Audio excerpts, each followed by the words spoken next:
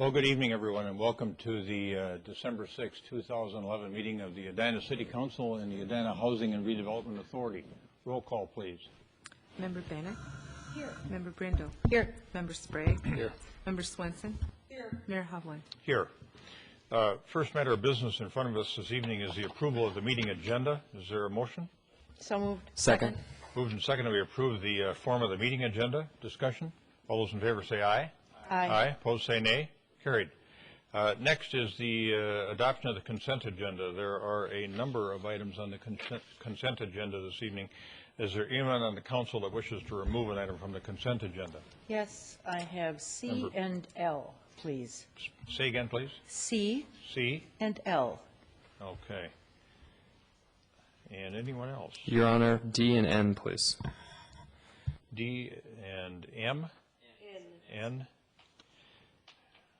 Okay. All right. Any others?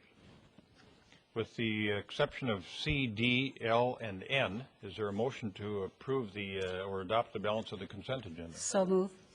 Moved and seconded, we adopt the balance of the consent agenda with the exclusion of C, D, L, and N, which we will handle individually. All those in favor say aye. Aye. Aye. Opposed say nay. Carried. All right, then let's move to the item 4C, which is the Southwest Hennepin Drug Task Force Joint Powers Agreement. Member Brindle. Thank you. In looking at this document that we have here, it's the Southwest Hennepin Drug Task Force Agreement, which is an intergovernment agreement between the city, the Hennepin County, and the cities of Eden Prairie, Edina, Hopkins, Minnetonka, and St. Louis Park. Several pages in, on point, in section 10.3, it talks about each task force member shall contribute $10,000 to the task force's funds. Mm-hmm. And I want to know if that's annual or if that's a one-time. I didn't see in here where it specified that it's annual. I didn't see the word annual in here, so that's why I'm asking. Chief? Mayor, members of the council, that is a one-time payment that we have already paid. They incorporated the original agreement into the amended agreement. Okay, so the city's adding in to the agreement, and that's why it's being rewritten at this point, then would make their one-time payments? They are, instead of making payments, there's a distribution each year, and instead of making a payment, they're going to have their distributions reduced each year to reach the $10,000 payment. Okay, so it's a one-time. Yes. Thank you very much. That's all I have. Thank you. I will move 4C, the Southwest Hennepin Drug Task Force Joint Powers Agreement. All right, discussion? All those in favor say aye. Aye. Aye. Opposed say nay. Carried. Next matter, Member Sprague, 4D, the park and rec fees and charges recommended for 2012. Yes, I just was taking a look at the field user fee participant for Edina Athletic Associations. It's going from $9 to $11, and I know we've asked our park board. I believe there's a working group set up to look at the proper level for those fees. What's the status of the research being done on? I guess what I'm curious about is the overhead allocation, how much it costs us to provide these fields. I think that's something that the working group was going to be looking at. I'm just trying to get a status update on that. Member Sprague, the user fee working group of the park board is, I'd say it probably best about midway through their process. I don't know that they've even addressed this issue at this point. We have a staff member liaison on that. This was a response to what I believe I heard from the council in the last discussions about fees and charges and budget. So this is a staff proposal that's been to the park board. They've discussed it, and that is what they're recommending. With the $2 increase, it's going to be roughly a $17,000 to $19,000 increase in revenues, and it is still, as you question, significantly short of what it would cost to provide all the field maintenance, but that's a debate I'm sure the user fee working group will be discussing. Thank you very much. You're welcome. Thank you. Member Bennett. I will move it, Your Honor. I will second, and I have just a small typo to call to your attention, Director Capiras, on page 3, under Braemar Golf Course. Yes. The non-patron cards, the spelling of patron needs to be corrected. Okay. Thank you. All right, got a motion and a second. Any further discussion? All those in favor of adopting item 4D, say aye. Aye. Opposed, say nay. Carried. And the next matter pulled from the consent agenda was 4L, the resolution 2011-125 involving a potential cooperative agreement with Minneapolis for bicycle parking. Member Brindle. Yep, I'm getting there, Here's J, here's K, here's L. In this item, which is Bike Racks Transit for Livable Communities grant, there is some documentation and a variety of things. 2A, let me go through my notes here. Submit candidate locations for possible placement of bike parking facilities. I would like to make sure that the Bike Edina Task Force is consulted when looking at these locations to make sure that what they have determined and recommended for locations will be taken into account. Yes, Council Member, I worked hand in hand with Brad Shappy, who's one of the co-chairs of the Bike Edina Task Force, in locating. Actually, he came up with the original list, and then we expanded on that list to include places such as the City Hall here, the liquor store at Vernon Avenue, 44th Street, some of those other locations. Libraries. The libraries, I don't believe that that's part of the list, but it doesn't say that we can't look at the libraries as being part of the list. All right. Well, that's what I wanted to hear. Thank you. And then looking at on page 3 of 4, let's see here. All right, let me see here. CII, install all bike parking facilities no later than 30 days from receipt of bike parking facilities delivered to the vendor. There are a number of, do this 30 days from now, that's in CII, then CIII, provide documentation of the installation of bike parking facilities. In point number 4, move or removal of a bike rack must be documented and reported. Who is going to take care of the due diligence of doing this reporting and monitoring of all of these locations? Council members, that would follow the staff basically, and as far as I know, they don't. The TLC does not have a system set up yet for that reporting, but I would say that that's going to come next after we have everything installed. There, keep in mind this original agreement was approved by the council on April 5th. With the state shutdown, no bike racks were delivered or came about. So we're anticipating that all these will be delivered next spring, and that we would, as soon as we get delivery of them, that we will have to install them to the best of our ability. So. Right. And as I'm reading through this, I'm just looking at things that could easily fall through the cracks. And being that it is part of this agreement, I'd like to see us be proactive and make sure we've got a plan so it doesn't fall through the cracks. Yep. Okay, thank you. Director, how many racks are being purchased with this particular grant? It was $5,800 that was part of the grant, and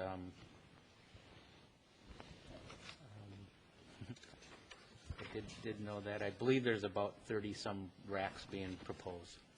So about three times. But I can get you the actual number. About 3 times as many as the year before. For the previous grant, we had about only 13, and now we've ramped up quite a bit with this federal grant.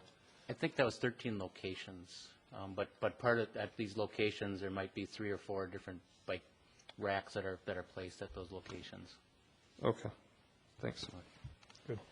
Member Brindle, do you want to move the matter? I will move resolution number 2011-125, the revised cooperative agreement with Minneapolis for bicycle parking. Discussion? All those in favor of adopting 4L, the motion is stated, say aye. Aye. Aye. Opposed, say nay. Carried.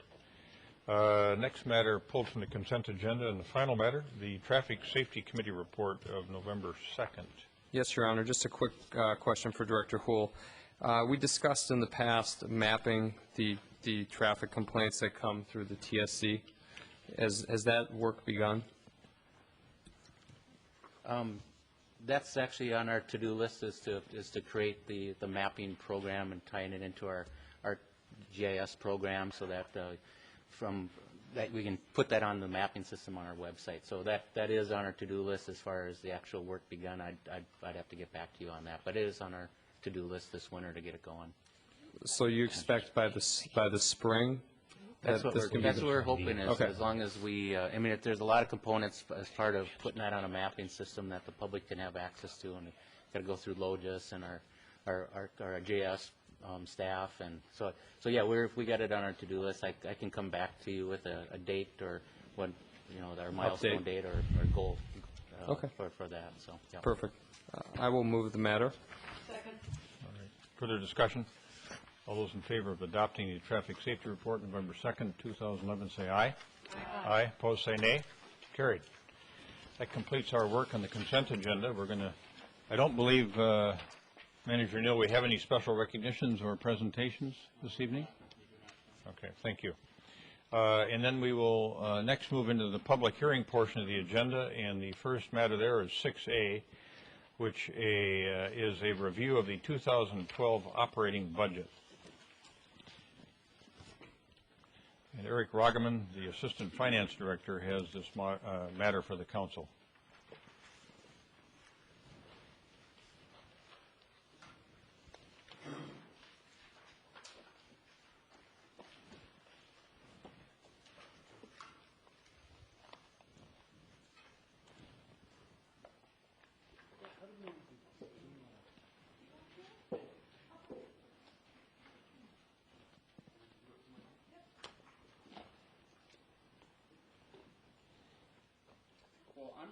I'm going to do the opening narration of the PowerPoint presentation. Eric Ragaman, who does most of our budget preparation work, is here, and John Wallen, our finance director, is here as well, and as are a number of staff to answer specific questions about the budget.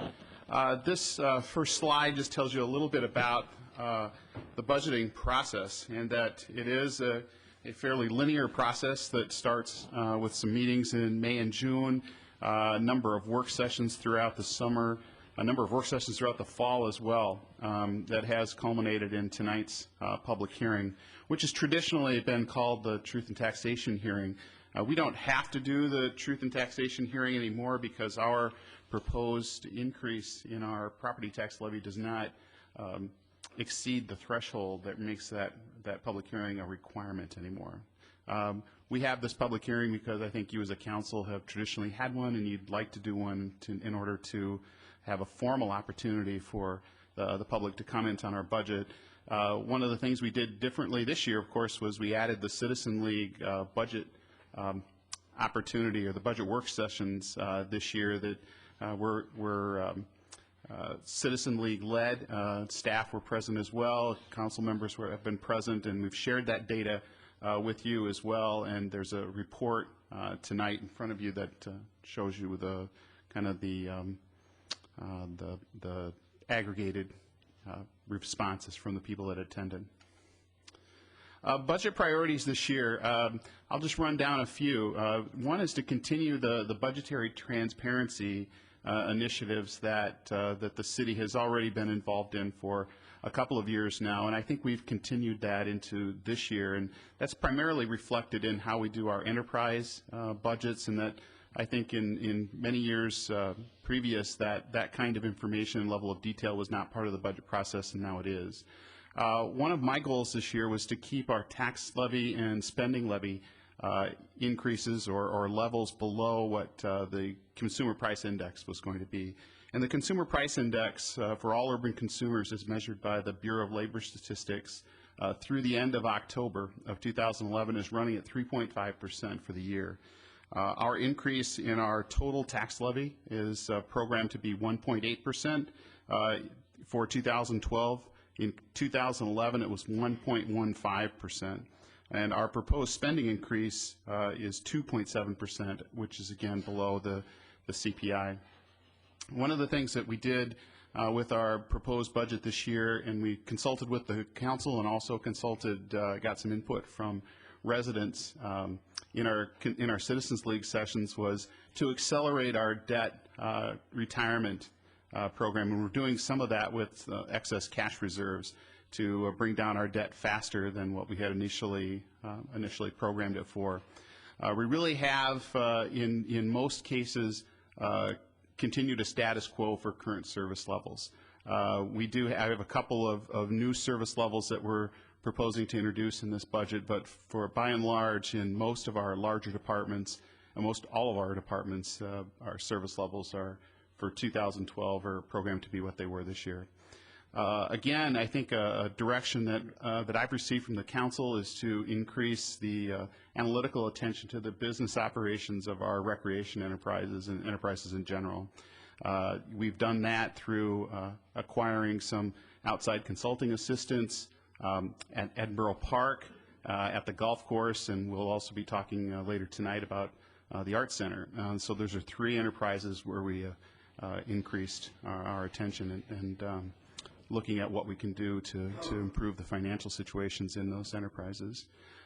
There are three areas where we are proposing to add service to. One is economic development.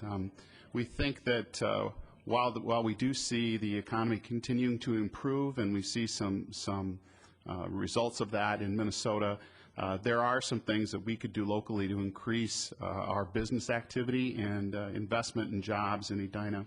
And some of that is through a more direct and active economic development function by the city, in the city.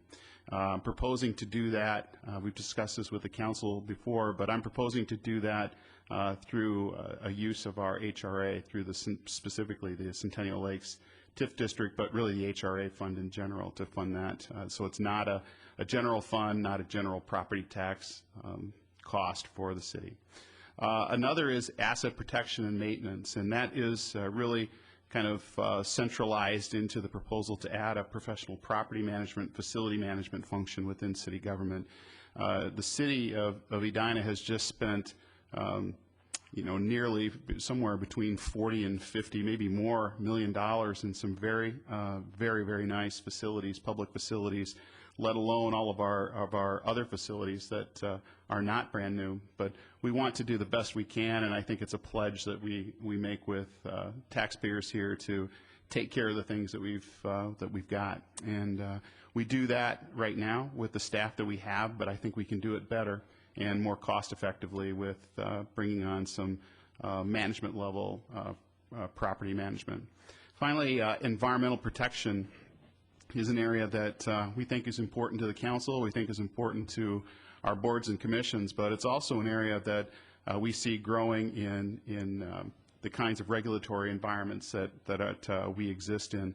And so providing greater levels of environmental protection, we're proposing to add 1 FTE in that area of our budget in the stormwater area, and would provide extra assistance to Wayne and to Jesse Struve in the kind of things that they are doing.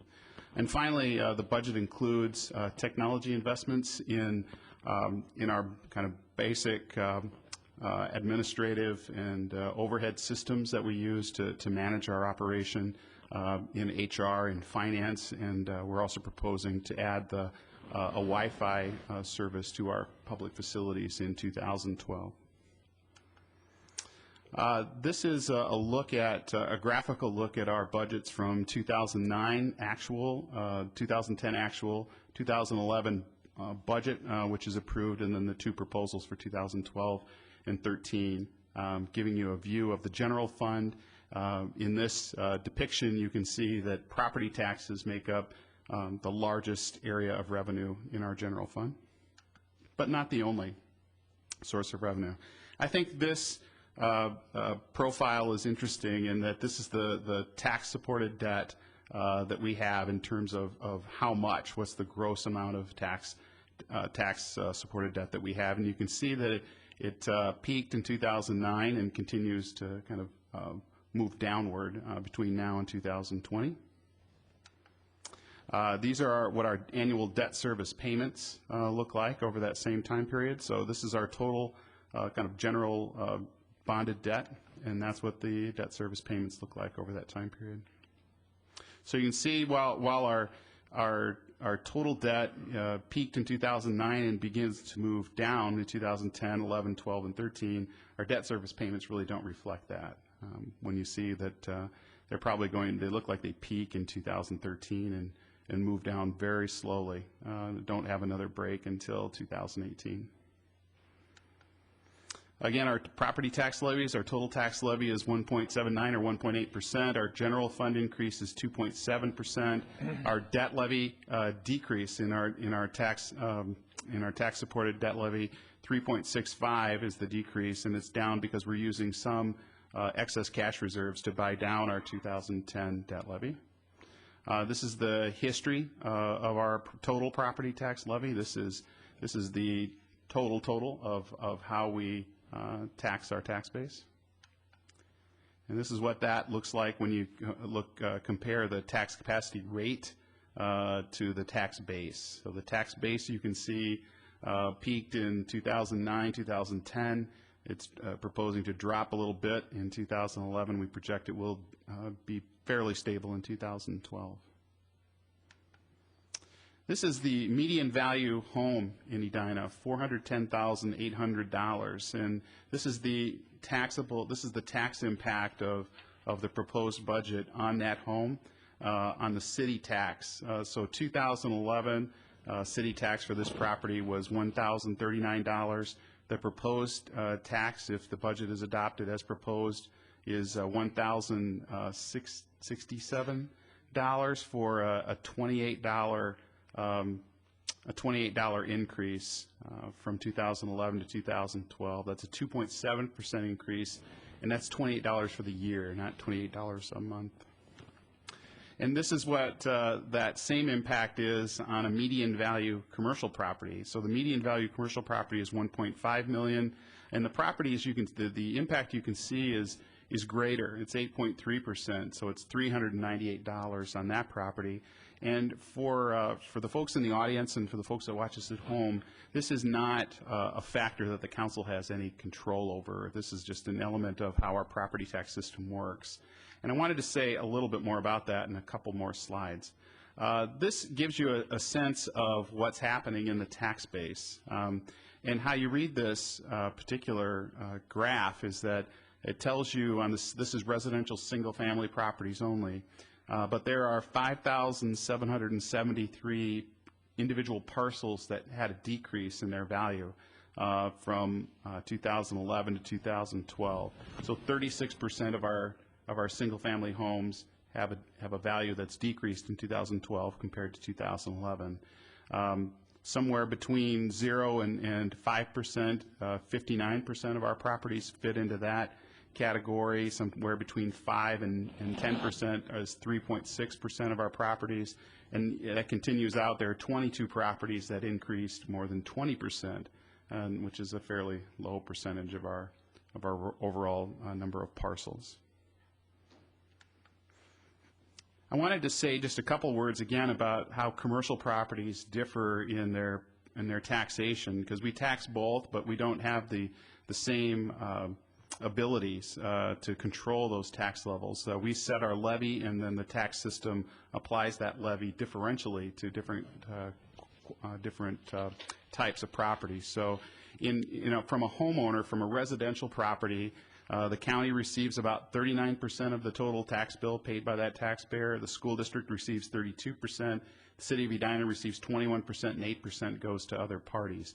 In a commercial property, the state receives 29%. The metro government, so the fiscal disparity system, receives 31%. County receives 18%. Schools 13%. In Edina, the city of Edina receives 9%. So, in a commercial, for our commercial property taxpayers, more than half of their property taxes typically, or half in this case, are heading to the state and regional governments, and less than that are staying locally. And this is what that impact looks like on equivalent kinds of values. So a $1 million home would have a property tax bill of $14,021. A $1 million commercial property has a tax bill of $34,949, or 2.5 times what a residential property tax payer pays. This gives you a picture of our enterprises. So when you think of the enterprises and how they are grouped together, this is what they look like when they're grouped together and combining their operating revenues and their operating expenses. But you can also see the individual line items, and we have a couple of enterprises that have positive operating incomes on the year, and they in this scheme support the 4 enterprises that do not have positive operating incomes. And this is what that information looks like in the graphical form. We do have a utility rate. We did a utility rate study this year, and that study has recommended a 6% increase in water rates, 4% increase in sewer rates, 5% increase in stormwater rates, and I think we'll be talking about some of that a little bit later tonight as well. That's our presentation for the public hearing tonight, and if there are questions, we'd be happy to answer them. Either I would or other staff members would. Questions for Manager Neal or Eric Roggeman at this point in time? Thanks for that refresher. I think, as you mentioned early on, we've been working on the budget for quite some time, and we have arrived at that point in the budget process where we will have a public hearing, and I'm going to open that up momentarily for public comment. But I do think this year with the Citizen League process, where we've been moving around town, and I know Councilmember Bennett has been at all of them, I think, taken many notes, and I've been at a few of them. I think they did bring great value to the community in trying to get engaged with folks in a different way than just in this public hearing process. So I'm going to open the matter up now for a public hearing.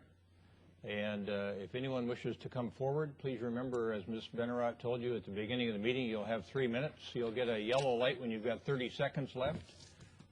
You need to stop promptly when the red light comes on so that everybody gets treated the same way. And we welcome any comment or inquiry you have. We may not answer your question right away. We may gather those. In fact, we will gather them and answer them when we conclude the public hearing. I also know we got a lot of students with us this evening. I think they're from Valley View Middle School, if I saw an email correctly this week. So you guys want to all stand up there that are from Valley View here for government or history class? Yeah. Welcome. Thanks for coming. All right. So let's open up this matter for a public hearing. And is there anyone that wishes to come forward and comment regarding any portion of the proposed budget? This is not budget adoption night. We will do that on the 20th. The council has more work to do yet. There's still some issues outstanding. But nonetheless, we welcome anyone coming forward that wishes to comment regarding the proposed budget or inquire. Hearing nothing and seeing no one coming forward, is there a motion to close the public hearing?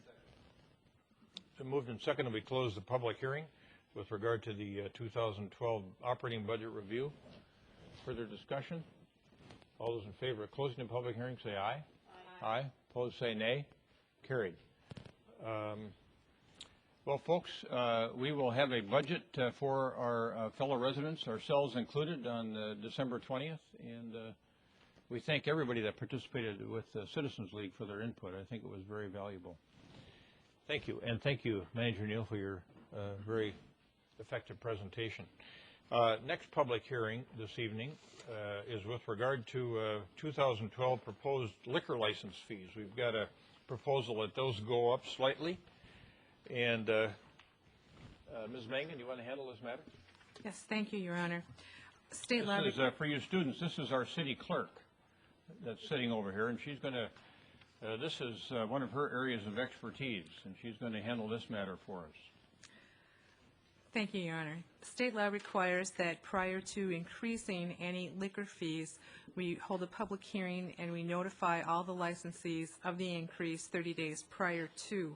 We have done that. We have recommended for 2012 a slight increase in the on-sale intoxicating liquor fee and in the on- and off-sale beer license fees and in the temporary beer license fee. To date, we have heard nothing from any of the licensees. And the basis for the recommendation on a slight increase? Is just to continue covering our administrative and enforcement costs. And that by law, I think, is what we can do, correct? Correct. All right, I'm going to open this matter up for a public hearing. Is there anyone who wishes to come forward and testify regarding the proposed 2012 liquor license fee levels? All right, hearing nothing and seeing no one coming forward, is there a motion to close the public hearing? Motion, so moved. It's been moved and seconded we close the public hearing regarding the proposed imposition of the 2012 liquor license fees. All those in favor of closing the public hearing, say aye. Aye. Opposed, say nay. Carried. Do we have a motion on the matter? Thank you. Is there a second?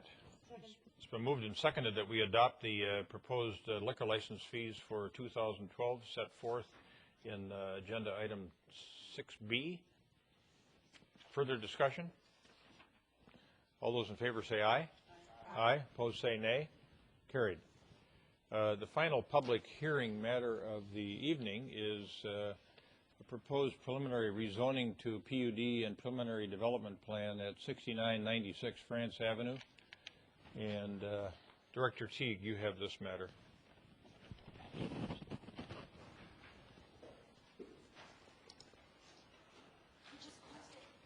I closed it. Oops.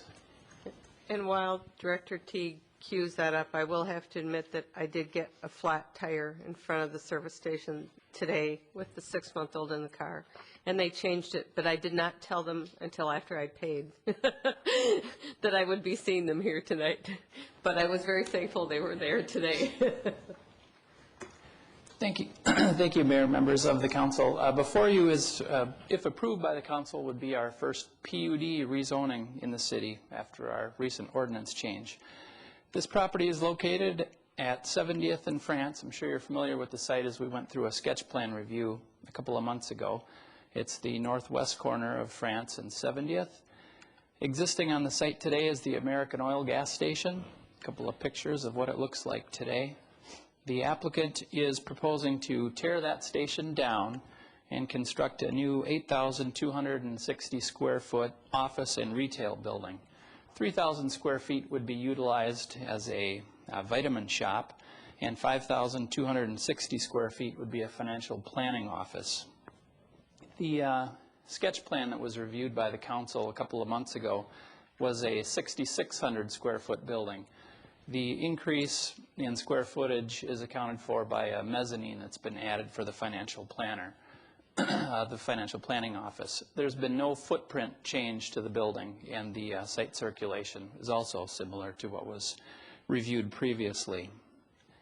The existing zoning on the site is PCD 4. It's where our automobile service stations, that's the allowed use within that zoning district.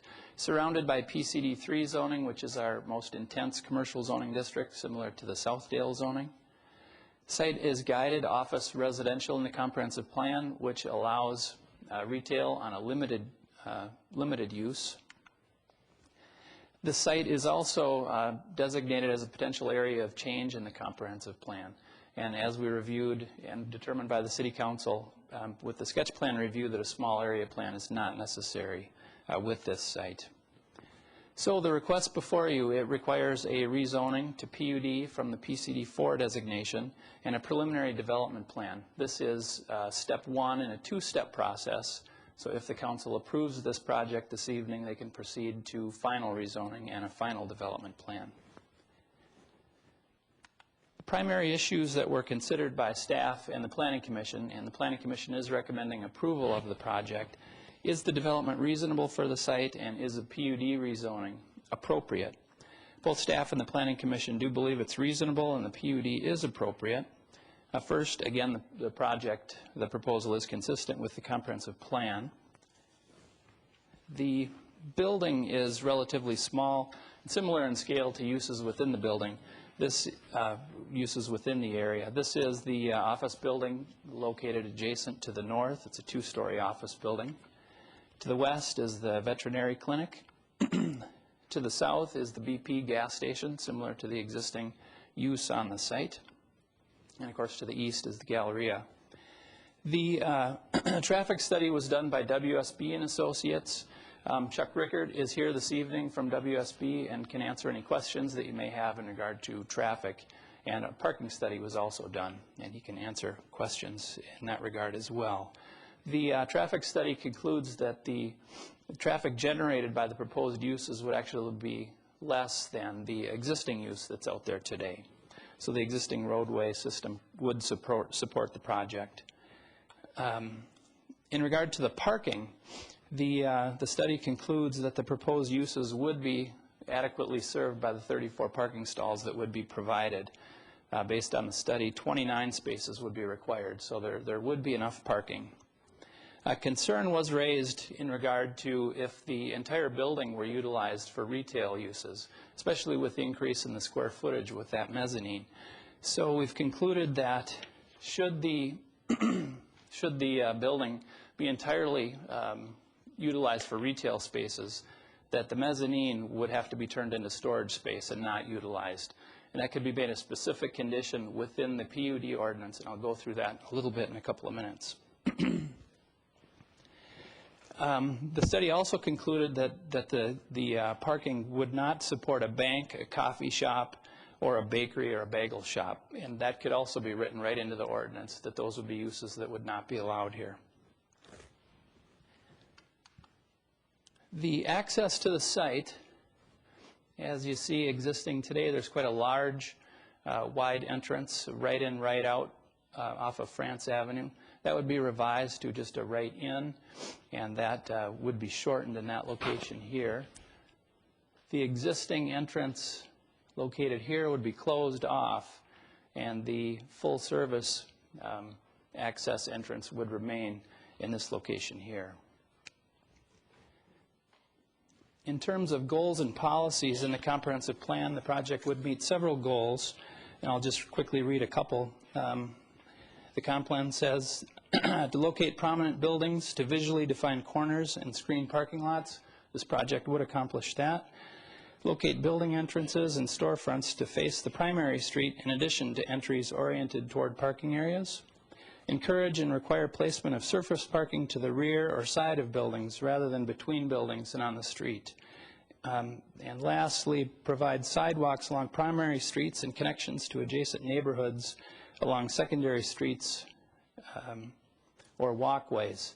The project would include a sidewalk around the perimeter of the building here, and as shown in the graphic here, there would be a sidewalk along France and 70th that would be separated from the streets from the street surface with a green strip.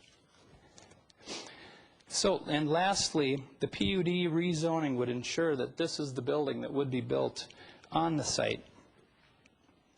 To quickly go through a potential zoning ordinance, and should the council approve this evening, this would be this ordinance amendment would be finalized with the second phase of the project. So the zoning ordinance amendment would establish this PUD zoning district. There would be a legal description attached. So this ordinance would be specific just to this site.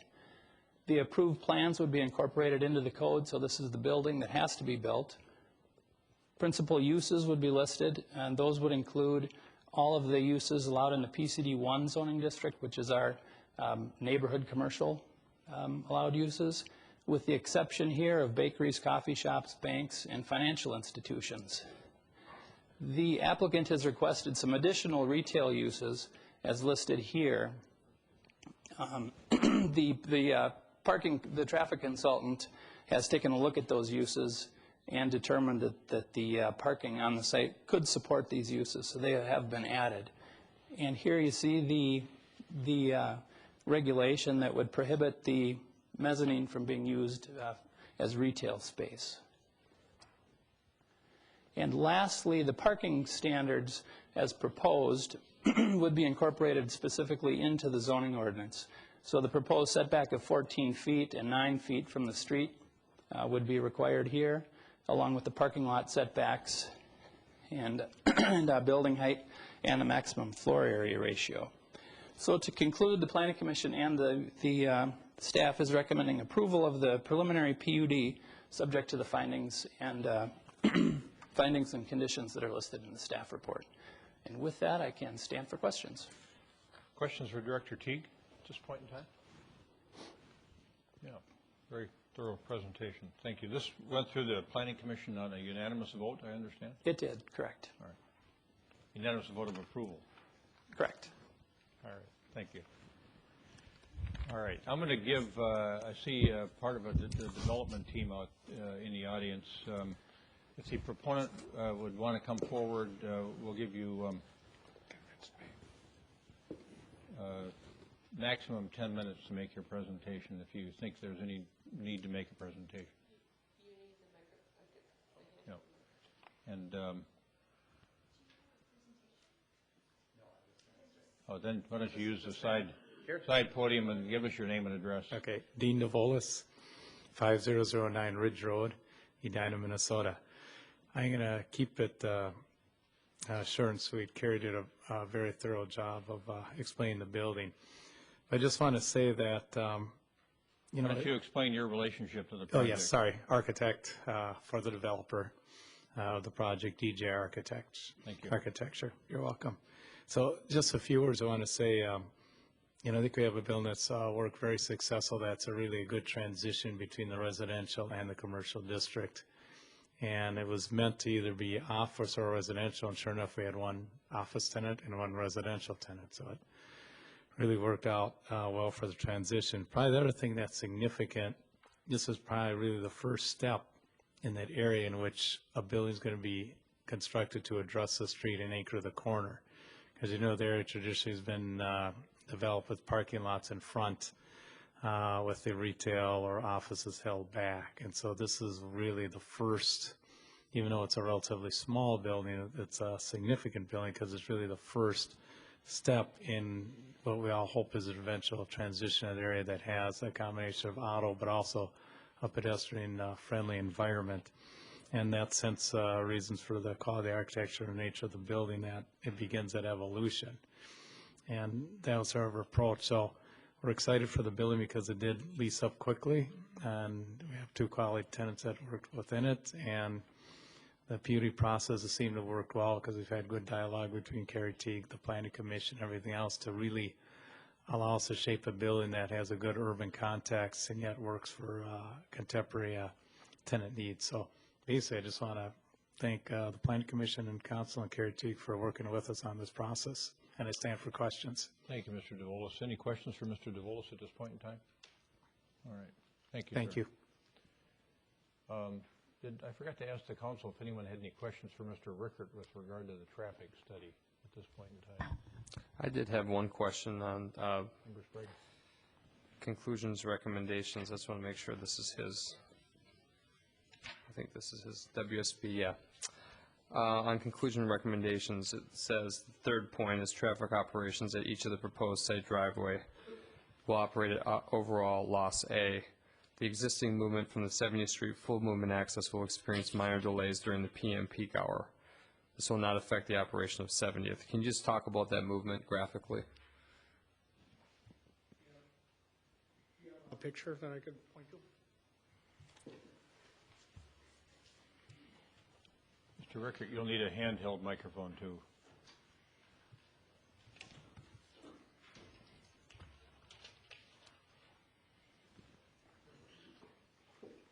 Commissioner Sprague, members of the council. The movement that we're talking about is primarily the left turn that comes from France Avenue to 70th Street. That's the movement that has the most delay in it during that PM peak hour. And the amount of traffic that we're talking about from this site is actually less, we're proposing it, is going to be less than actually what was counted out there. We counted it actually when 70th Street was under construction. And we also looked at what it could be if it was, a full-service gas station, more like a Holiday or something like that, which it, could also be, and it was significantly lower than that. So, this generation is going to be, less than what's out there today. While you've got that overhead up there, why don't you show us where we're going from 2 curb cuts to 1 curb cut, which seemed to be important to at least some of the Planning Commission members. Okay, the full movement access will be, there's an existing median island on 70th Street and about that location there. And there's a full movement access off of 70th Street right at the end of that. That will remain. That will be in a similar location. I think it may be a little smaller. It won't be that same width as it is today, but it'll be more compact. The right-in, right-out access that is on the other side of the pumps, in this area, will be closed, so that will not be there anymore. And then the right-in, this very large right-in, right-out access on France will be narrowed up significantly and just reduced to a right-in only. No out movement will be allowed onto 70th Street, or excuse me, onto France. Sorry. And you concur in the Director Teague's presentation that there are certain uses that need to be prohibited because of their traffic volume? It is primarily due to the parking, from those uses. They have such a high peaking, the donut shops, the coffee shops, they have a much higher peaking, for parking. So the parking was really what limited those more than the pure traffic volume. Okay. And did you make a recommendation with regard to a drive-through as well? No, we did not look at a drive-through, actually. Member Sprague, any more? No, I just was going to say the last bullet point does say, although available parking does not meet city's code, based on parking generation estimates, the 3 or 4 parking spots would be adequate for alternate 1 or alternate 2 with non-drive-up high turnover uses. So. Okay, so yeah, so that was included in my analysis. I apologize for that. It strikes me that this council would be interested if it approves this project in addressing that issue of a drive-through and whether it should or should not be possible to have one. But, Member Swenson. Director Teague, that's a good question. Is that something that you can put in a PUD, is that it's just not going to ever happen? We certainly could specifically list drive-throughs would be prohibited. I think that makes sense based on the parking scenario here, if we would be to add that. Okay. Thank you. All right, Mr. Rickert, may stand by. I'm sure we may have some more questions for you. Thank you. All right, folks, we're going to open this matter up. The council is taking testimony.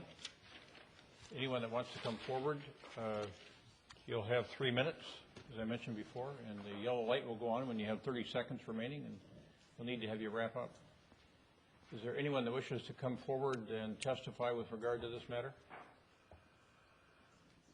Hearing nothing and seeing no one coming forward, is there a motion to close the public hearing? Second. Moved and seconded, we close the public hearing. Discussion.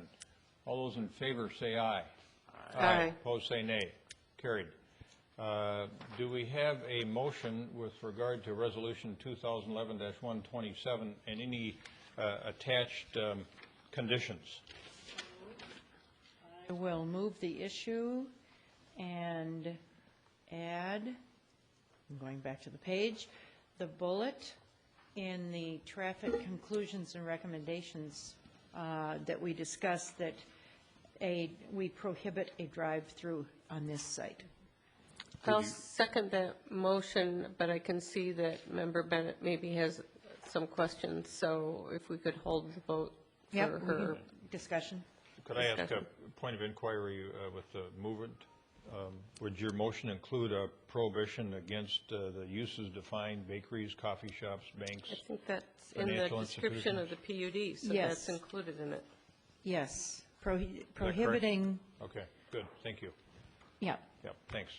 Member Bennett. Yes, thank you. I have a question or question wrapped in a concern.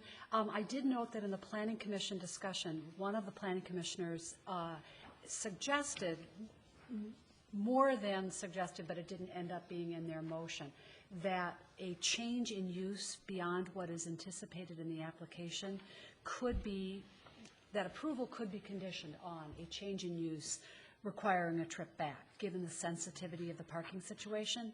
And I think with respect to what we are seeing at 50th and France, and also what people have been living with for years at 44th and France, I think that the building is an attractive building. I think the proposed uses are good, but what if those are not, what if what the proponent is offering is not what is actually going to occupy the space? I know that there are some conditions put in, but I would appreciate some discussion of that potential visit back. And then my second question or concern can wait. I did hear from a resident today, and I noticed correspondence in the file as well, from residents who are concerned about the loss of a resource that the community uses. And so I did, maybe this one first, I did send a question to Director Teague earlier today, asking him where we have service stations in the community. We have 6 when we Yeah. host this, and Bloomington has 40. I can tell you those 2 figures. Well, so what's significant about the service station on this site, and I did receive a couple of calls that said, we're going to lose our only full service station. So that, hopefully somebody else picks that up, because there certainly is a desire for it.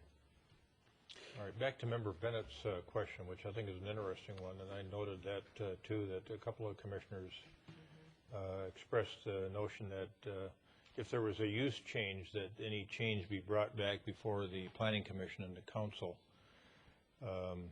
even if the use change was one that was permitted. So I'm wondering, Director Teague, and maybe a better question for City Attorney Knutson, what sort of condition, if any, could we attach with regard to a change in use or the ratios of use? You could require every use a conditionally permitted use, rather than simply permitted uses. That would cover any change in the use would require Planning Commission and Council review. You might want to, I concur with that, but you might want to make the proposed uses that are before you permitted uses. Otherwise, after getting a PUD approval, it'd have to come right back for a CUP. And since you already reviewed these 2 uses, you might want to consider making them permitted. Everything else could be conditional.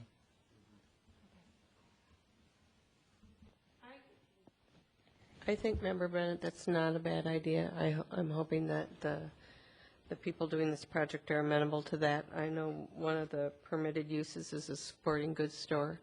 I can tell you that if Hoygaard's moved there, and it was last Saturday, there would not be adequate parking.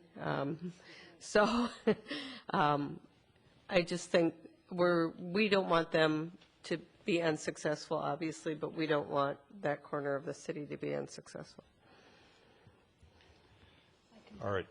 Member Thank Bennett, you. go ahead. I appreciate the discussion. I also wanted to note, as I did on the telephone with the resident earlier today, this does not appear to be it's not a forced sale. It's not an unwilling seller. I talked to the owner after he fixed my tire today, and no, they came to him. He wasn't intending to sell, and he was ready, though, when they gave him his offer, and he did not. He's going to miss the people that work there, and he's going to miss the people that he services. But it's not an easy business to run a full-service gas station. So actually, I had a very interesting discussion with him that I wouldn't normally have had.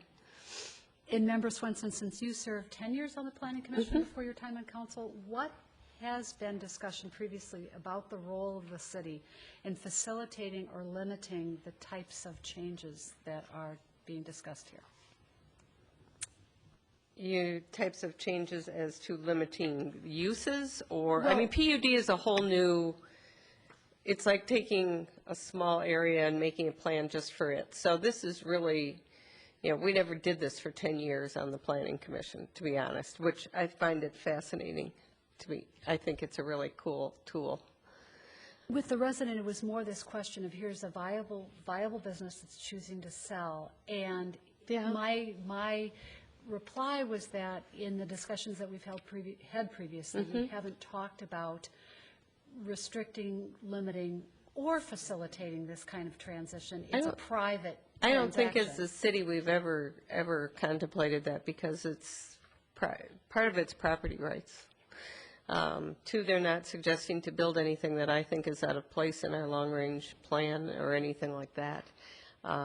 It's just what happens to a city. Would we like to keep our gas stations, at least enough of them to service our residents in the city? Yeah, probably.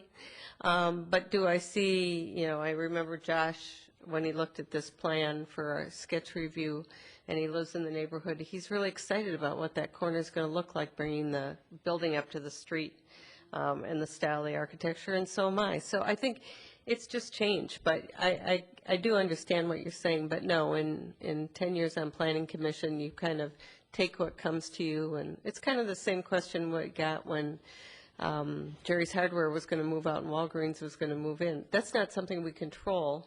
They didn't need anything from us. They didn't get anything from us if they did want it from us. And it's a property rights person, that's their right to do with what we allow them to do with that property, whether someone doesn't want their old pharmacy to leave and the new one to come. So I don't think we want to discourage the market from reinvesting into corners anyhow. I'm a believer in the market, and the market's driving the redevelopment here, and that's a good thing. Are you done? Or do you have more? So, And where are so six stations remaining, one right across the street there are from the current 3 location. by Jerry's in the Okay. Grandview section. There's one at 54th in France. There's one at Wooddale and Valley View. And then there's these 2 here. And one right across the street at 44th in France. Yeah, but that's not in Edina. Yes, but it is. There are a few across the street from Edina, but they are not actually technically in Edina. Thank you. Oh, and probably one out in, by the Radisson, that big guy. I'm looking at principal uses in the updated ordinance on page A52. Principal uses, all principal uses allowed in PCD 1 except bakeries, coffee shops, banks, financial institutions. And then we have a list here that's largely retail. But what I don't see here is office. So I'm wondering if that was just an omission and we need to add this in, because this building is vitamin shop and Office. and office. And so, but what I don't see under principal uses is office. I see office supplies, but I don't see office here. So is that an omission that we should correct here, Carrie? It would be covered under a principal use allowed in the PCD 1 district. So it's listed within that section of the code, so you wouldn't need to list it again. Right, but I guess I'm looking at this being, what's this list from that I'm looking at on A52? Other things, new things. Yeah, these are uses that are typically found in our PCD 2 zoning district I and see. not the PCD 1. Oh, okay, very good. All right. I looked at that and thought maybe we should add that, but I'm fine with that then. Thank you. My question is if we're going to add Member Bennett's concept of that they need to come back to us, and the plan that we need to approve what they have here tonight, so they don't have to then come back to us for those 2 uses. I've got some language ready. Do you? Okay, thank you.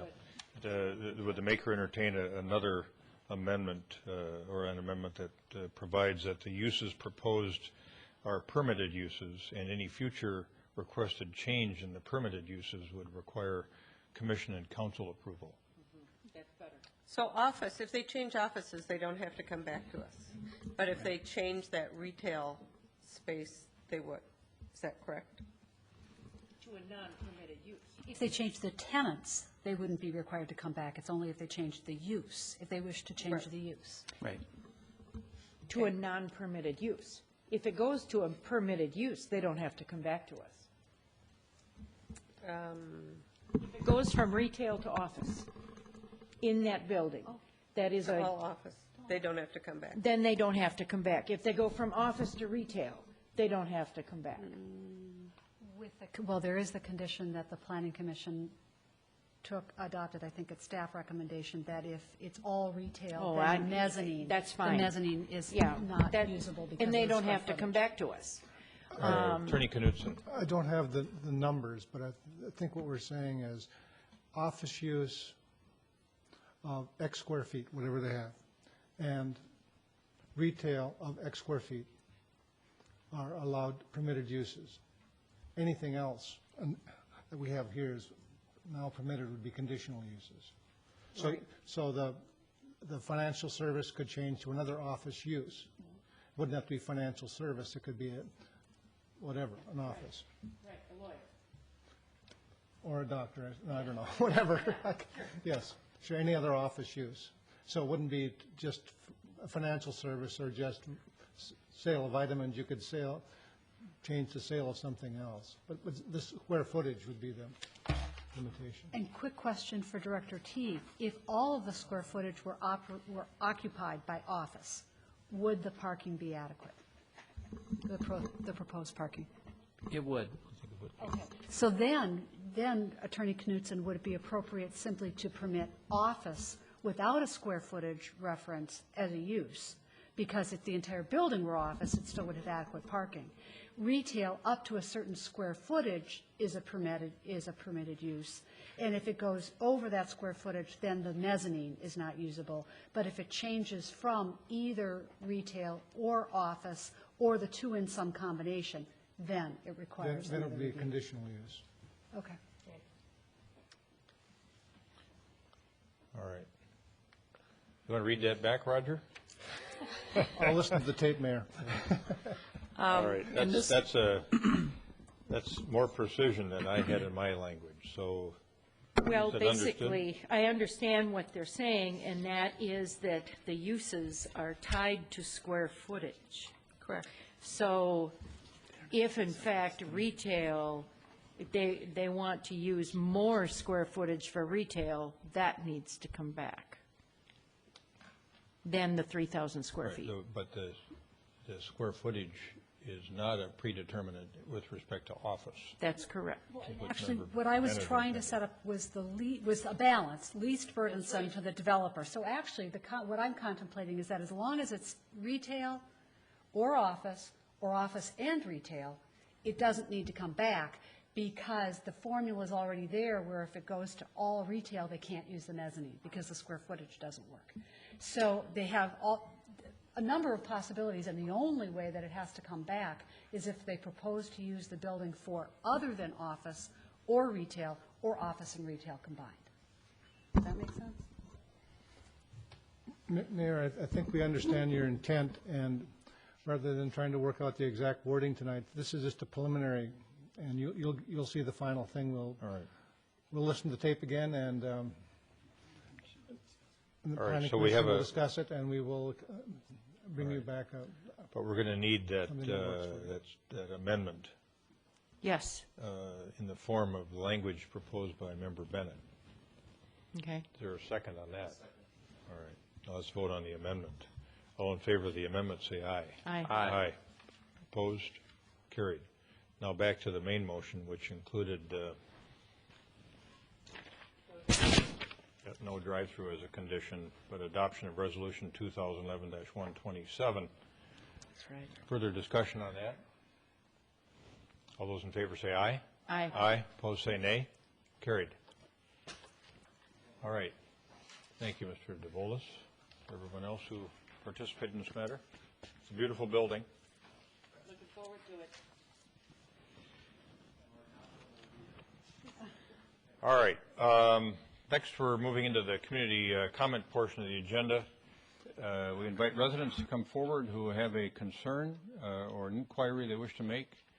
We're going to listen to your concerns, but it can't be something that was on the agenda in the last 30 days or is known to be scheduled in the future, or something that's otherwise on the agenda tonight. So with those sort of limitations, who wants to come forward and address the council? Yes, sir. Come on forward. Welcome. And name and address, please. My name is Paul Smith. I live at 4808 Bywood Street West in Edina. My wife and I have been residents here in Edina for about 35 years. And my concern tonight I wanted to draw the council's attention to is coyotes in Edina. I've seen them in my neighborhood many times in the last couple of years. They seem to be getting more and more aggressive. I see more of them. I see them in my backyard. And last Saturday, we let our small dog and our big dog outside just before we went to bed, and we heard a blood-curdling scream, and my wife went running out, and my little dog was in a coyote's mouth. And she screamed at the coyote, and my golden retriever kind of got there, and the coyote dropped the dog. And the dog got into the house somehow, and the coyote just kind of stood there and looked at my wife and didn't even move away. And then my wife noticed there was 2 coyotes, and eventually the coyotes did leave. But now we can't let our dog out in the neighborhood, and I don't think young kids can go out in the neighborhood. And we told our neighbors, and now nobody uses their invisible fence. They just say, you know, we can't leave our small pets out. And I mean, the coyotes have killed people too. I just saw on the internet that a 19-year-old was killed in California a couple of years ago. And these aren't timid coyotes. I mean, this summer I was out jogging in the morning, and a coyote saw me, and he came up to me. He was about 15 feet away and just kept coming towards me. And if I had been a 10-year-old boy, I probably would have turned around and started to run. I don't know, the coyote might have thought I was prey and might have gone after me. As it was, I'm not. I'm timid, and I charged the coyote, and he stopped and went away, but he's there. A neighbor a block away from me took some pictures of the coyotes that were in his yard 2 days ago, and I have those here tonight for anyone else to look at them. And I don't really have any answers here, but I'm concerned for the safety of my dog and my dogs. And I don't have any young kids, but there are certainly young kids in the neighborhood. I'm concerned about their safety as well. If anybody would like to get a hold of me from this time on, I mean, I set up sort of a website. If you want to send me any pictures or anything, it's coyotesinedina@gmail.com. And if you send me pictures or information, I'll use that to try to help to solve the coyote problem the best I can, but it's really going to be up to the city. Thank you. Yeah, Mr. Smith, thanks for coming in. Good to see you, and I think our manager wants to comment. You can go ahead and sit down, and then I think we'll bring our chief up too to have him comment on the current state of our coyote policy. And it's been several months now since we've heard anything about coyote activity. Actually, ever since we passed the coyote policy. I don't know where they went, but now they're back, obviously, and sorry to hear about your pets. Chief, why don't you bring us up to speed on what's happening with the coyote policy?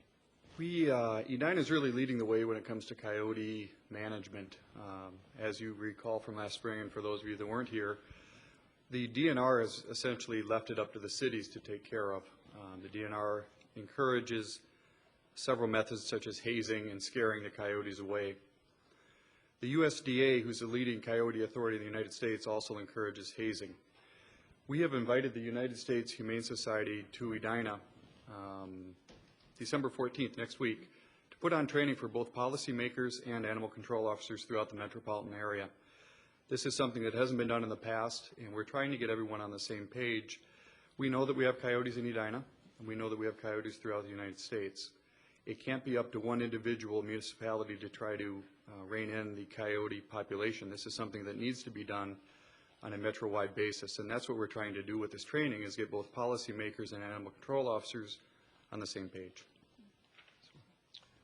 Any questions? And why don't you comment for folks both in the audience and at home as to what our current coyote policy is and how we intend to deal with, let's call them the more troublesome variety of coyote. Right. The ultimate goal is going to be to educate the community on the benefits of hazing and scaring coyotes. Some of the stories that we hear about coyotes getting closer to people is a very difficult thing to explain, but it really takes about 3 generations of coyotes for them to get comfortable around human beings. So one of the things that's important is education, is that we need to continue to educate the community, which we started to do last spring, and we're going to continue to move forward with this training that we have from the United States Humane Society. Secondly, if there are aggressive coyotes, such as this coyote that grabbed the dog and ran off, the reason that the coyote ran off is very similar to what happened last spring when a resident came, is if we scare the coyotes, they will run off. They are typically scared of human beings.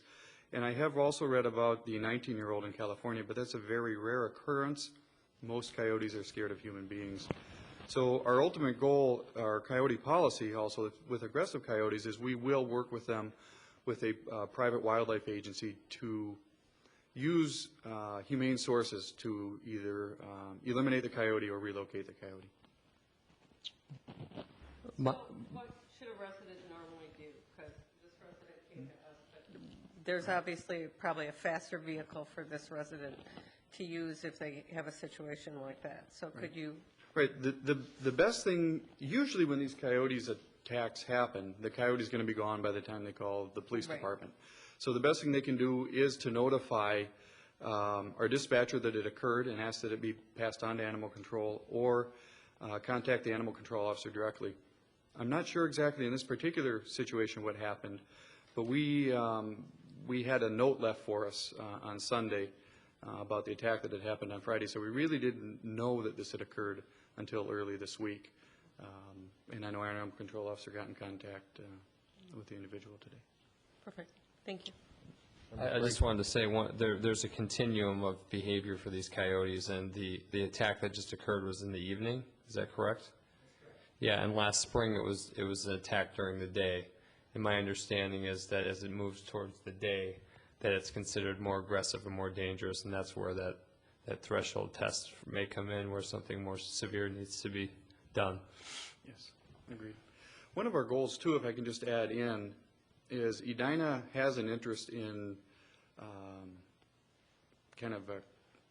controlling the coyote population, but there's certain municipalities within the metropolitan area that don't, that are leaving this up to the residents, and that's going to be the challenge for us, is to make sure our neighboring communities are on board too, because if as we all know, the coyotes are territorial, they travel a significant distance each day, and if we don't have our surrounding municipalities on board with us, those populations are going to continually move into our area. So we really need to get everyone on board, and that's kind of what we're trying to get to by hosting this training session next week. I think getting some uniformity on how this problem is dealt with is important. I know I was talking with someone, I think, over the weekend. Mr. Smith's email came in, and we were talking about coyotes, and this person from another community said, well, are you going to let people use a bow and arrow? And I said, well, no, we're not going to do that. Well, that's what we do in our town, or some comment like that. So anyway. How do you facilitate the regional collaboration, since this is they're regional packs that go around, let's say Bloomington, Richfield, the communities that touch us directly? How will you facilitate that? Well, the Minnesota Animal Control Association is in on this training that we're hosting next week. And we are hoping that through the animal control officers and the Minnesota Animal Control Officers Association that they can begin to explore this and how do we get everyone on board. We're hoping the people putting on the training this weekend are actually coming from the East Coast. And if East Coast has a significant problem with coyotes in the urban areas also. So we're really hoping that they will be able to provide some leadership and some advice and finally begin to rein this in.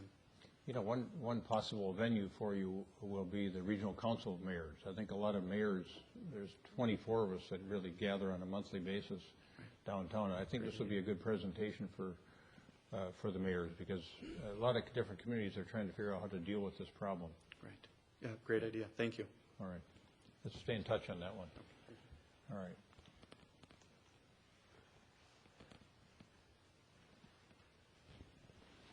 Anyone else?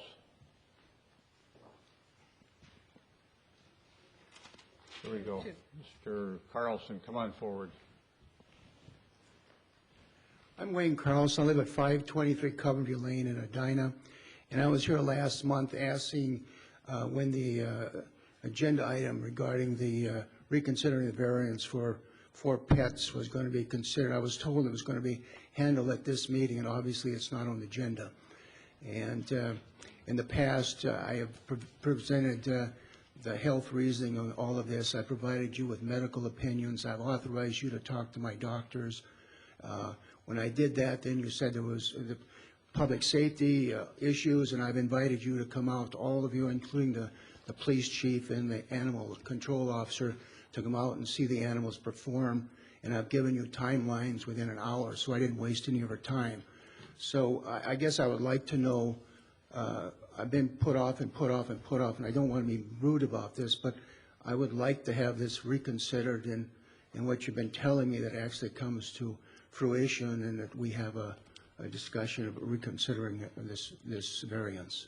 Yeah, thanks, Mr. Carlson. I know that you're eager to get us, And I guess have us act on this one way or the other, but we do need to rely on our staff. And Manager Neal, did you have a comment? Yeah, I did. I think your direction to us was to reassess the situation to see if we had new information that would change the staff recommendation on Mr. Carlson's request to you. We did have I know we had a letter, I think it went out yesterday. Is that Mr. Lund? Today?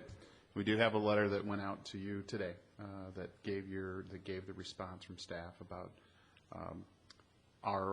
what our recommendation would be to the council on your request. Can you tell me what it is now? It would be that we would not support it. You would not support it? But I don't think I want to go into any more detail than that. I think I'd like you to take a look at what you're probably going to receive tomorrow and okay. Let us know what you think. Okay, thank you. All right, thank you, Mr. Carlson.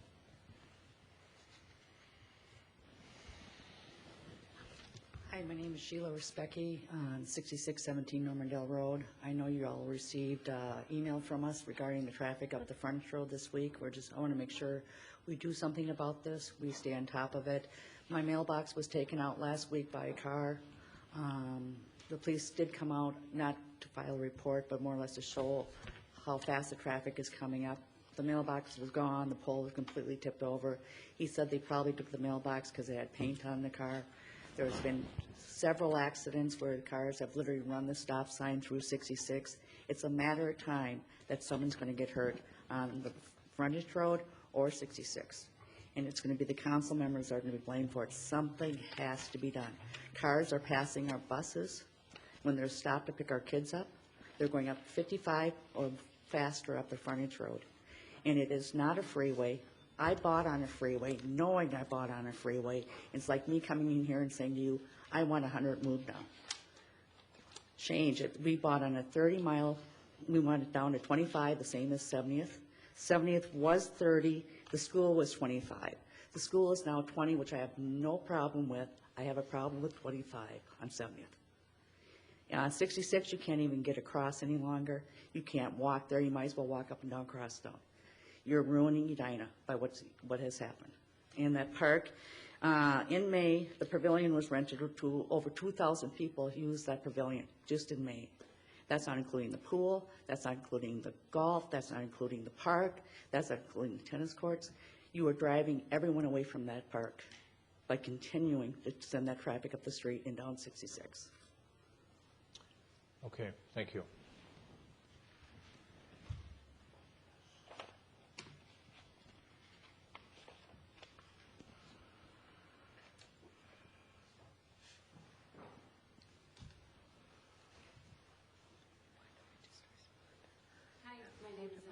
I live at 6713. Could you repeat your name, please? Emily Seaver. I Thank live you. at 6713 Normandale Road. I'm one of the other emails. And I, too, have 3 small children that live on that road.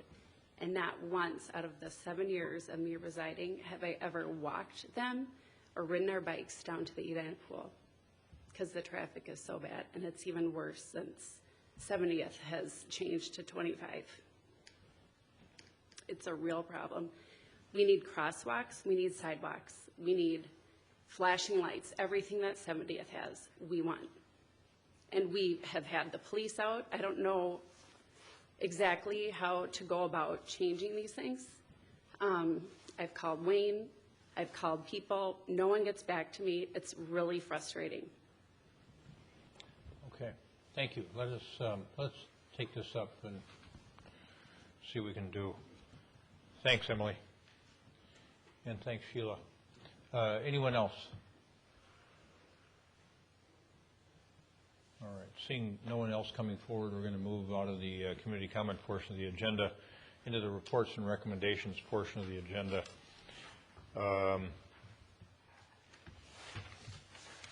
And first matter in front of us is Resolution 2011-119, accepting various donations. Is there a motion? So moved. Second. Discussion.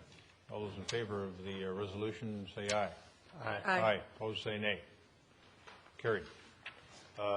Donations this reporting period are to the Edina Arts Center, Braemar Golf Course Memorial Fund, the Edina Communications Department from the Edina Rotary Foundation, and the voluntary payment in lieu of taxes was also noted for services at a particular home in Edina. So, next matter is the Edina Arts Center request for proposal, followed by the Edina Arts Center Board Working Group proposal. Director Caprios. Thank you, Mayor and members of the council. On September 20th, the council directed staff to create a request for proposal to study a variety of functions at the Arts Center, including its fees and operations, the building assets, and whether there a more cost-effective location alternatives would exist, organizational structure, whether it would be wise to entertain the thought of a 501c3 type structure, and whether all or part of its functions should continue.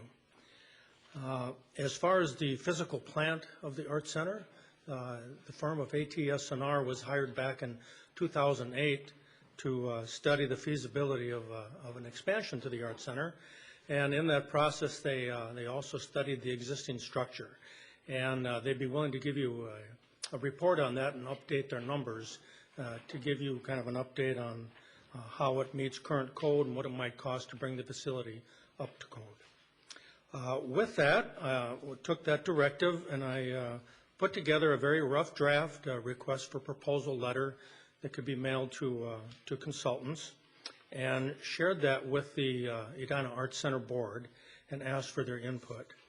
With that, we received 3 different emails from 3 members of the Arts Center Board, and even with their input, I did leave my request for proposal in its raw form, including the, I see I've got a duplication of a paragraph in here, and that will obviously be corrected on the second page.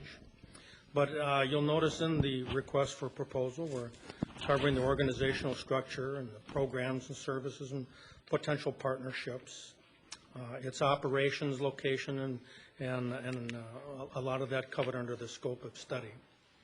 So I believe what staff would be asking of tonight is, with the input you've received from the Arts Center Board, staff would be looking for some input on how you would like us to edit the request for proposal, and if we hit the mark on what you were looking at, to see if we can distribute this to consultants and try to attain a professional to do this study. Member Swenson.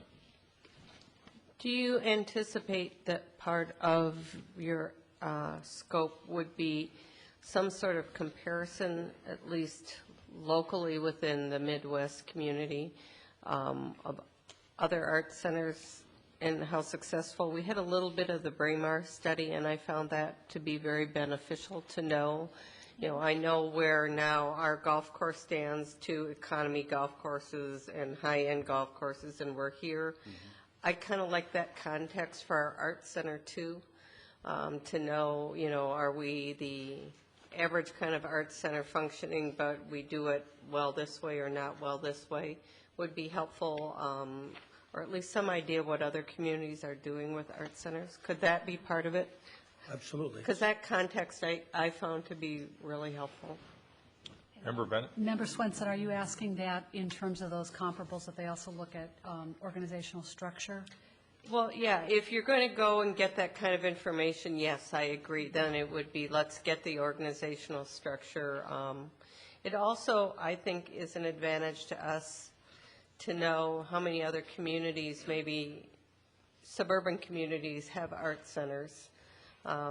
I don't know if we necessarily compete or we do or don't, but I'd like to know, how that community is represented in each of our surrounding communities.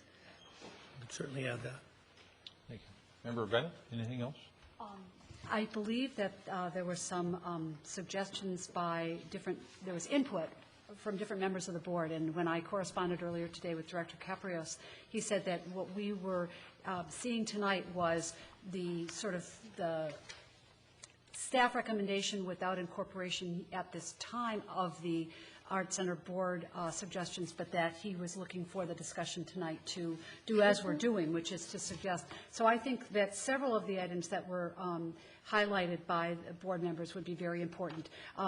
In the same vein as Member Swenson, probably included in what she has requested would be the market-served marketing mission, website, was, I think, raised. And these are similar, I think, to what was looked at by the NGF in the Braemar instance. Also, with respect to the building, Director Caprios, you mentioned a study that talks about what was required to bring that building up. I think I would like to know sort of what that building's value is and whether or not it fills its needed purpose in terms of accessibility, in terms of visibility, in terms of capacity. And if that's covered by the study that was done before, then that information will be forthcoming. But if it isn't covered by what was presented before, if what was presented before was more of a remodeling plan for that building, I'd like to have some comparison too. And I think, again, that look at what's done in other communities, how they support the arts, what facilities they offer, that will be helpful for us in terms of providing perspective. There was one little subset that I forgot to mention, since we have such a strong pottery group. There was a comment, it might be also good to know as we look at those other art centers, do they have a strength? Are they known for their watercolor instruction?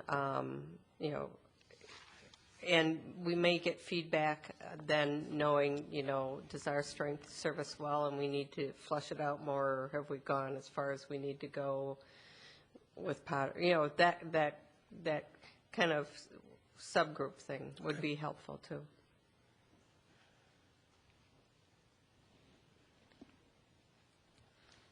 So in terms of the previous facility analysis, couldn't that simply be part of the materials available for review by the consultant? So they just incorporate that into their analysis?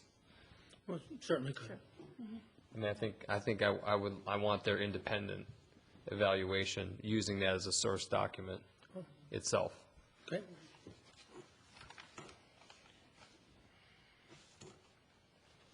You had also mentioned, Director Caprios, as part of your memorandum that if the council desired to meet with ATS&R Consulting, which was the company that did the physical plant evaluation in 2008, that they would be more than willing to meet with us and give us the benefit of the work that they did. Do you think that this has value on a standalone sort of basis, or do you think it's work that should be incorporated into the RFP? What would be the best way for the council to get that information? I think it would be valuable to the council, I think, to see a presentation from ATS&R. They'd be more than willing to update all of their costs of what it would cost to bring the facility up to current code, and maybe also find out if there's any information in what they did for a study that you would like to have incorporated in a request for proposal that stands before you. So I think there would be some benefit there. To streamline the process, I could ask ATS&R to provide that in a written form rather than take your time in a presentation. And we can do an analysis and see if that's the information when Member Bennett mentioned the value of the building and the accessibility, and if it answers those questions. Also, the cost benefit, which I think was part of the NGF study. NGF did a very good job of analyzing, with respect to Braemar, what the respective needs were, but also what the return on investment was likely to be, or the cost benefit of a particular improvement. And I think that their recommendations, therefore, were very specific and very helpful about what it is that the community would want to provide. I actually really do like the specific questions that have been posed by Arts Center board members in their emails to you. And then you and I corresponded also about that duplicate paragraph on page 2 of the existing we'll RFP. correct that. Yeah. Well, maybe I think the question I should ask, are there any things in those emails that you would not want in the RFP? If not, I'll include them all. I would say there's some questions in here. I'm looking at Commissioner Royclay's remarks. Is the mission of the EAC aligned with the community's needs? I don't know if I need a consultant to answer that. So there are things that our community needs to give answers to. And some of those actually may come out of reviewing the study itself, or in conjunction with doing the study. And that's some of the information that I think Renee Usum asked about. What are the current strengths of the EAC? What does it currently stand for in the community? You know, maybe those are questions the consultants need to ask of the staff and the people over there and the board members themselves to solicit some of that information from. Okay. It wouldn't come from the consultants themselves. But the other questions, I think we already covered markets. So once they know what the mission is, what are the mission of comparable centers? That's a valid question. How does it compare to the mission of wildly successful art centers? Again, looking at comparables. And for the previous facility study, again, just providing that for a source document for the consultant to make their own conclusions on. Okay. I don't personally believe, I don't think we need a presentation. I think we need to have access to the same source document they do to review on our own. Okay. So that will streamline the process as well. Can I go? Okay. Member Brindle. I actually didn't find much coming out of my head that wasn't already here, because I think your board members have been thoughtful and thorough.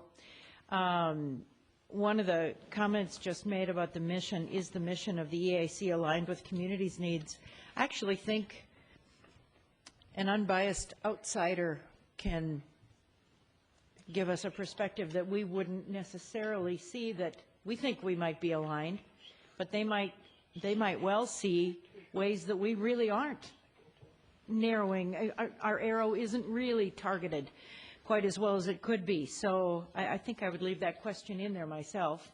And we can answer it ourselves, but I think the perspective that might come from an outside individual would be valuable. So I would leave that question in. But like I said, I didn't think of anything that wasn't already here.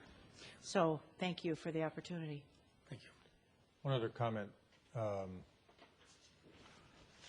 With regard to the ATS&R offer, that they would address the issue of building assets and whether more cost-effective location alternatives exist. We're just having a bit of a sidebar with Member Swenson, and I think that would be a question better left answered or addressed after we get this initial RFP information back. So that it would be premature for us to visit with them until we get this consultant selected and get the results of that work back. And then we can fold in, the sort of the building asset evaluation and the physical plant part of it. Okay. Okay. Or potential alternative locations. Is that something folks feel comfortable with? Sure. Yeah. Okay. I'd missed that. Can you? There's a sentence. I was listening. I don't understand what you're saying. Say it again. All right. That we would leave until after the work of the consultant is finished, the offer of ATS&R to address with the council building assets. I'm looking at this language in quotations, building assets and whether more cost-effective location alternatives exist. Let's hold off on that for a while until we get the results of the study back. But Are you saying I mean, that- some of these issues are going to be addressed in the context of the RFP, in part. But to have them bring us up to speed on the physical asset itself and whether other alternative locations exist for that work. I'd like to see the results of the study first. But we will ask the consultant to provide an answer to that question. The one we're hiring. I see some of those, at least part of that addressed in there. I don't know if I see all of it, but I see part of it. Okay. Okay. All right. Thank you. Yep, thank you. Do you need any action on this, or is that enough direction? No, I think I've got the direction. I'll recraft it and deliver it to Manager Neal, and we'll go from there. Okay. Thank you. Yes.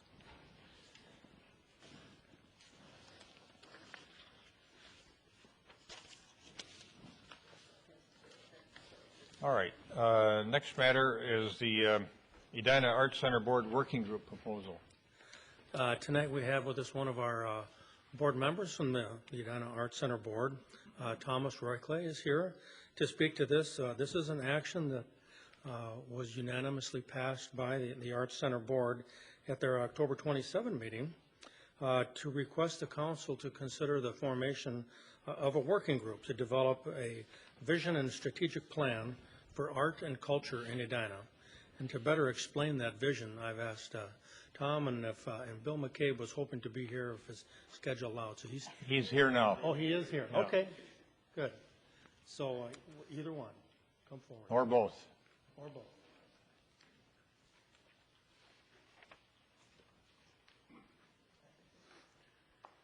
Good evening. So do I need your name and address, Thomas? Thomas Royclay, 4634 Bruce Avenue. Thank you. This came out really of two discussions that we had. One at the Art Center where we talked about some long-range planning, and the other one out of a working group that we had in connection with the Grandview redevelopment. There was a working group around arts and culture. And one of the things that we realized is that the long-range planning for the Arts Center really encompasses a lot of aspects that right now are not directly covered by the Arts Center. There's a public arts committee. There's various arts activities around town that are not directly under the auspices of the Arts Center.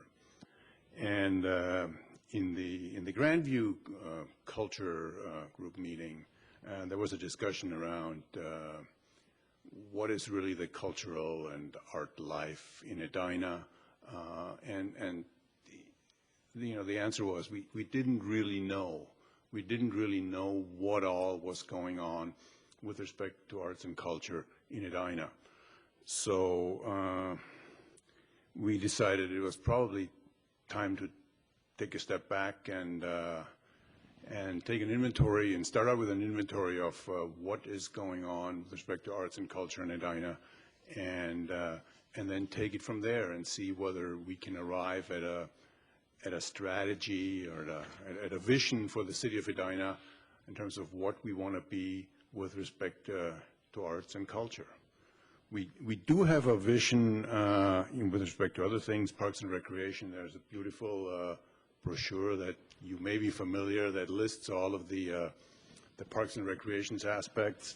The Arts Center is in there, but there's a lot of more stuff in there. There's football in there, there's basketball in there, everything.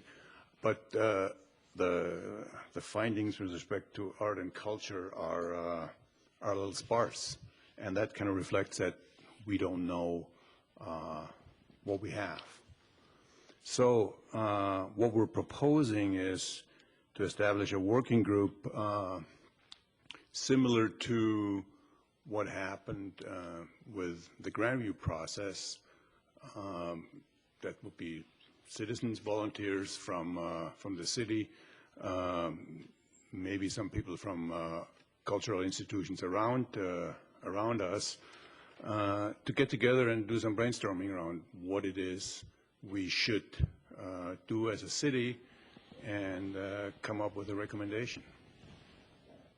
All right, thank you. Questions for Thomas?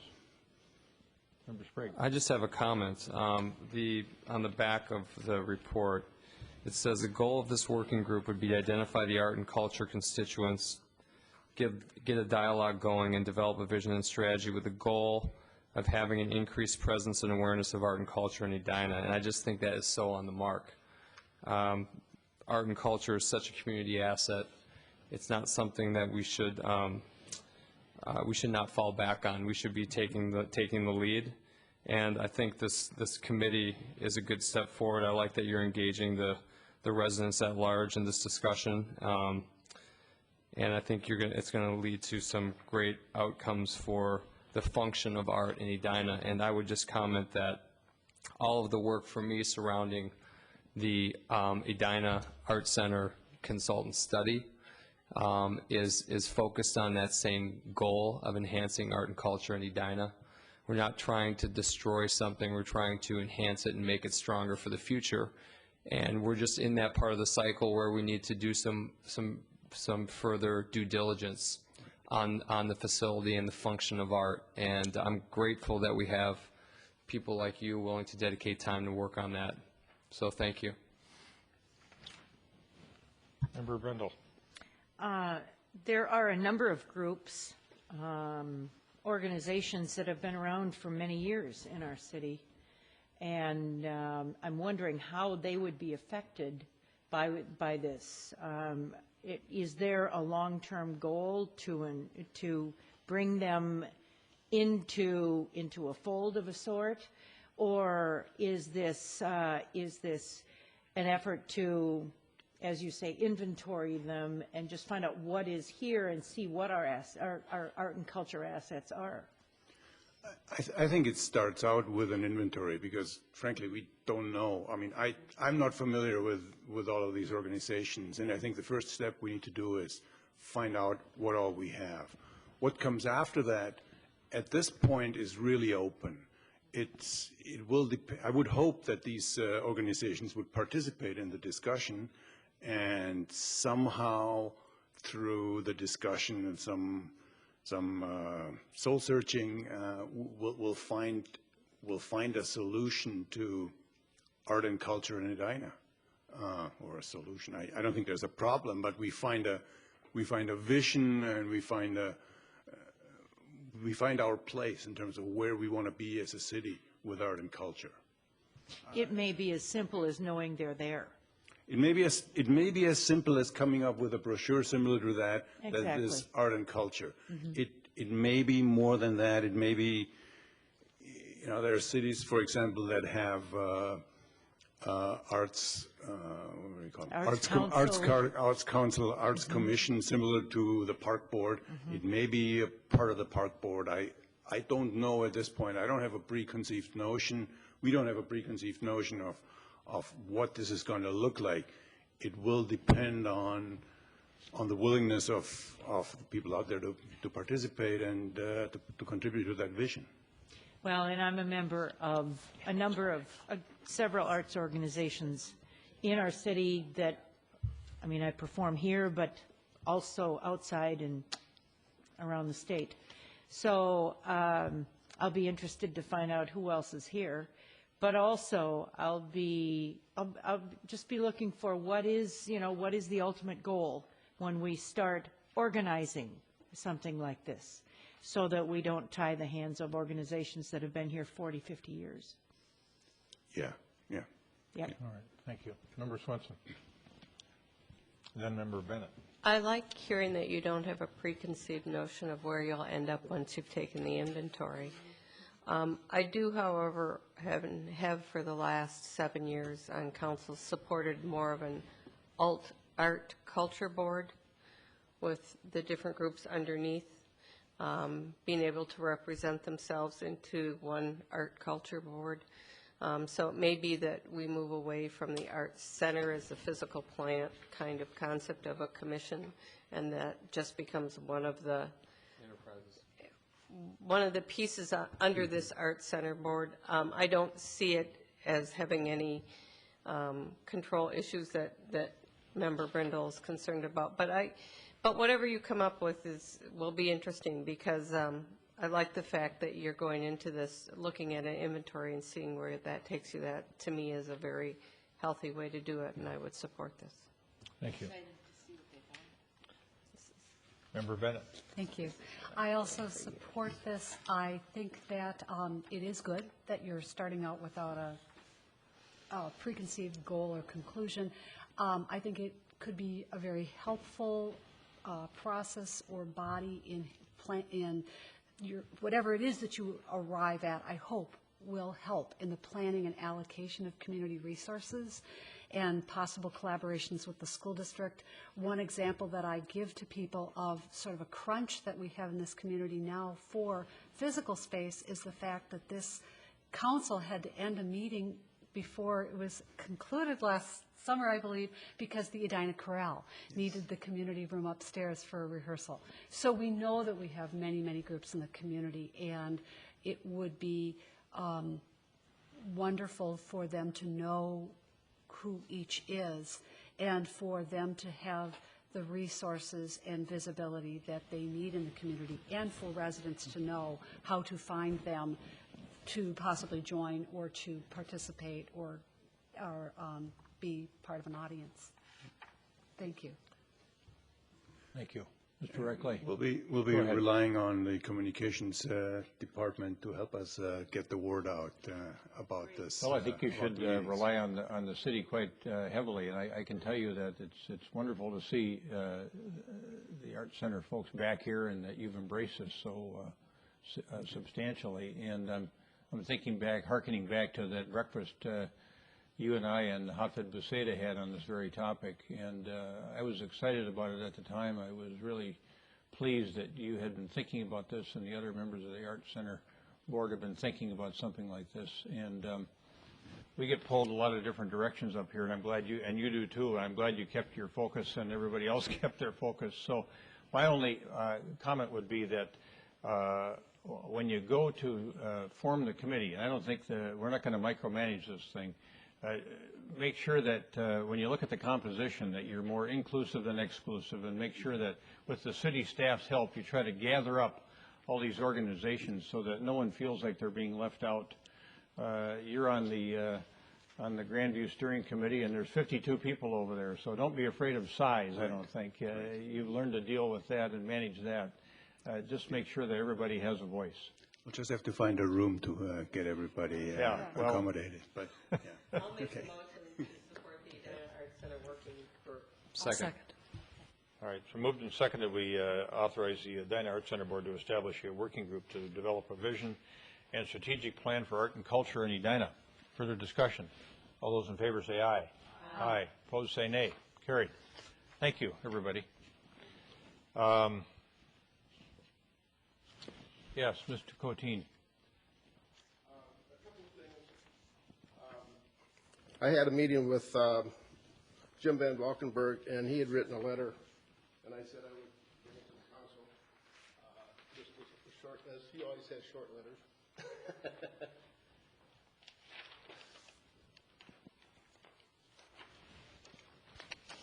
There's one here again.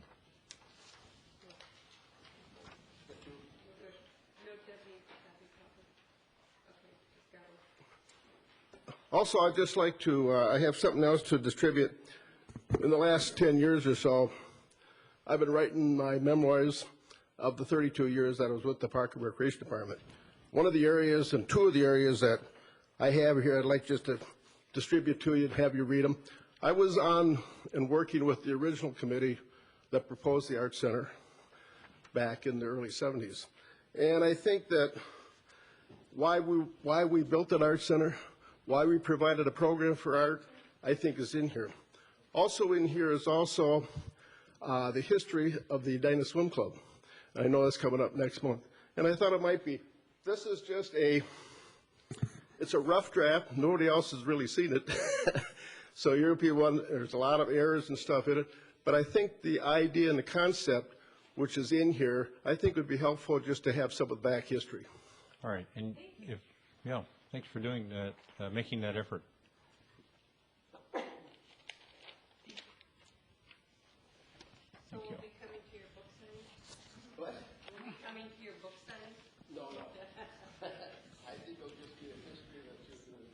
just see what, and I think it'll be helpful for the Park Board Council just to see Yeah. how a lot of these things started. Why don't you go back to the podium there, Mr. Coteen, so that we can catch you on television. That's all, just thank you. All right, thank you. All right, next matter before us is the ordinance 2011-17, which is the proposed amendment of Section 185, Schedule A, to potentially increase utility fees, and Director Wallen has this matter. Good evening, Mayor and Council. Tonight before you is the second reading of the utility fees ordinance, ordinance 2011-17. The council on November 1st reviewed with the city's financial consultant a utility rate study, which recommendations are the fees that are within this ordinance. Councilmember Bennett has notified us that there was one error in the ordinance itself, and that is under stormwater drainage charge. It references a section 110.03. There was a one missing that should be 1110.03, and then also a recommendation for wording change under sewer service. It would read to and include 1,600 cubic feet, period. Sentence $49.28, or 1,600 cubic feet, $4,928 per quarter, and then a separate sentence from 1,600 cubic feet and over $3.08 per 100 cubic feet.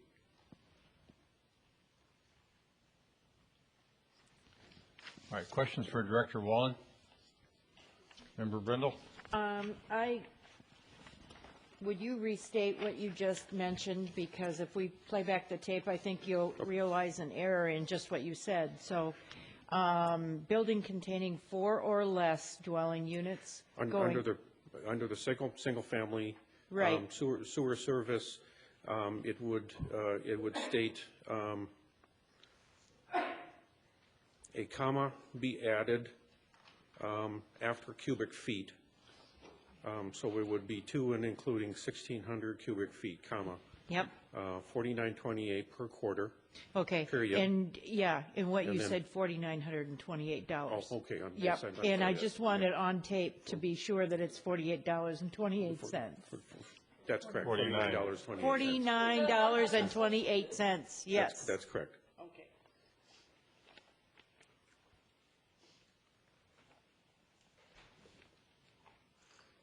Make a motion to approve second reading. Discussion? All those in favor say aye. Aye. Opposed say nay. Carried. And then you're going to remain with us for the next matter, 8E, which is the setting of fees and charges for 2012.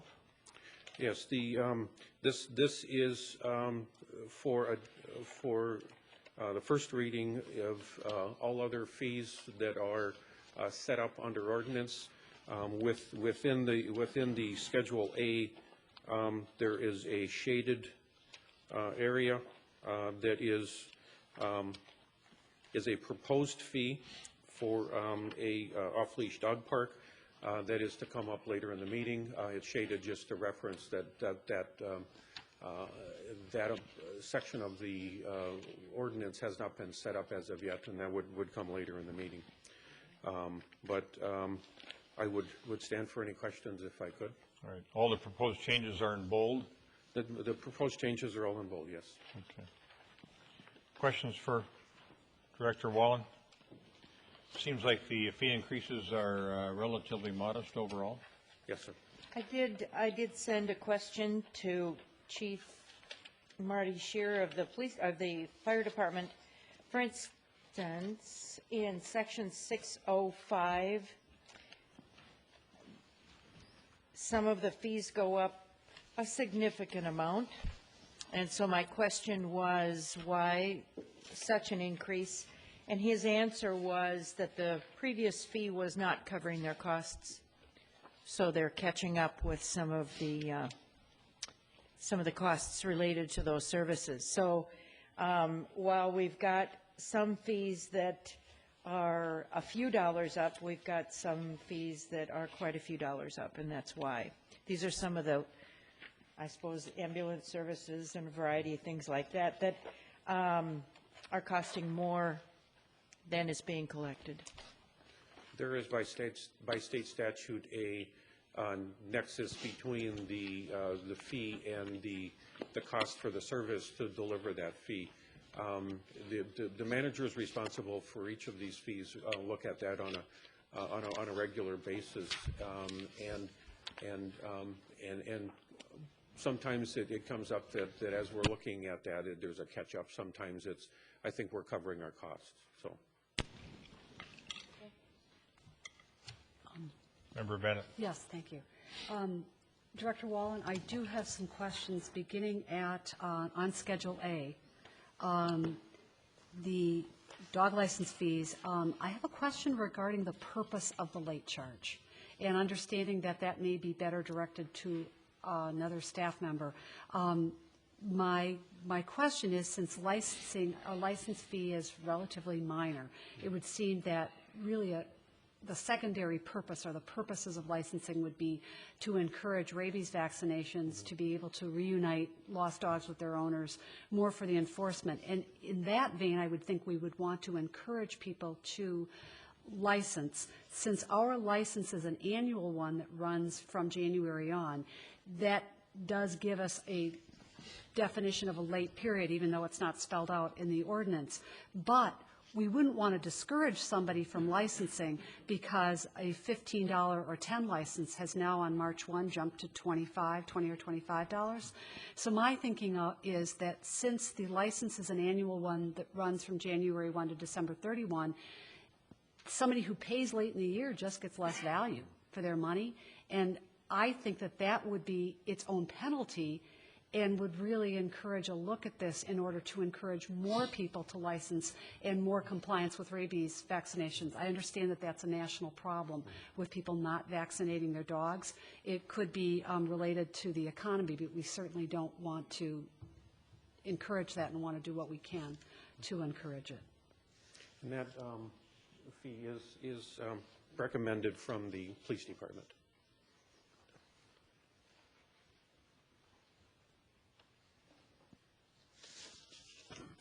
It's my night for animals. I think that's a good question. We process a significant number of dog licenses, and really the goal on the late fee was to try to get everyone doing it at once so we don't have the trickle down all year long. And so I understand what you're saying. We don't want to discourage them, but we also are trying to get it done, specifically what I said, so we're not doing it for the first 6 months of the year and without any real incentive to do it when the ordinance says they're supposed to.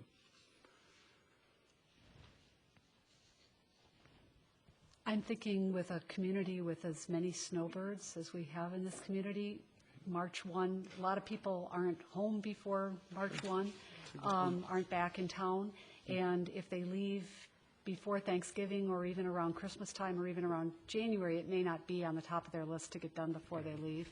So understanding that we want to make government efficient, my question was whether, given again the relatively low fee, we wanted to look at possibly eliminating the late charge and letting that person is going to get a third less value, right, half less value, whatever their timeline is. Well, I understand your point. We had a discussion earlier. Nationally, the average is only about 30% of animal dog owners registering their dogs. In Edina, we seem to have a little bit higher percentage. I don't really have a strong ownership of saying that we have to keep that late fee. Mm-hmm. I'm just really trying to have an incentive to make sure that it's done on time so that it's not a year-long process. But if the council deems that fee should go away, I don't strongly object to that one way or the other. And I think my feeling about it is that I think it's something that I would like us to look at, but perhaps we look at it during our budgeting process next year. I will do that. And it certainly wouldn't cause me to oppose the rest of the work that's been done here. Thank you. Thank you. Chief Long, just one question on the last matter. So did I hear you say that when you don't bulk process it, that there's additional staff time allocated to processing each permit as they come in? Yes. Okay. I would not support changing the late fee. I think that same argument could be made for any time-based application on anything, that you could just prorate it and get that amount of value, diminished value. We still have to cover our costs on every fee that we charge. And I assume that that's where the late fee is coming from. So I would oppose removing that fee. I do have one other animal-related question. Remember that argument when we go to the budget work next year. Well, or even later this year. Looking at the permit for extra, is it the dangerous dog permit? I may have missed something, but I was looking at each code provision to the correspondence with the permit, and I don't see any reference in the ordinance in section 300 to this. There's a lot of reference. There's several provisions of state law that are referenced, and most of the cross-referencing is done with reference to section 185. In this instance, I don't find the reference to section 185. Am I missing something? I would actually have to research that myself. I don't have the answer in front of me, or even something that I reviewed very recently. That is something that I could bring back, but I don't have the answer at the tip of my tongue. I would appreciate someone taking a look at that because, again, in my review today of 300.15, I could not find that reference. It's a reasonable charge, I think. I just couldn't find the reference I was looking for. Okay, I will follow up on that. Okay. And then I do have something for Director Wallen. It's just a typo on page. So if this is approved, Chief, just make sure you got the right ordinance section. Okay. This is under section 745. There's an E missing from the end of fee in the second line. So it's Schedule A, 745. yes. I don't have a page number. Okay, yes. Okay. All right, further questions? Is there a motion? So moved. Moved and seconded, we adopt 2011-18, item 8E, setting fees and charges for 2012. Further discussion? All those in favor say aye. Aye. Opposed say nay. Carried. Excuse me, Mr. Mayor, was that first reading or were we waiving second? That was first reading as requested by Director Wallen.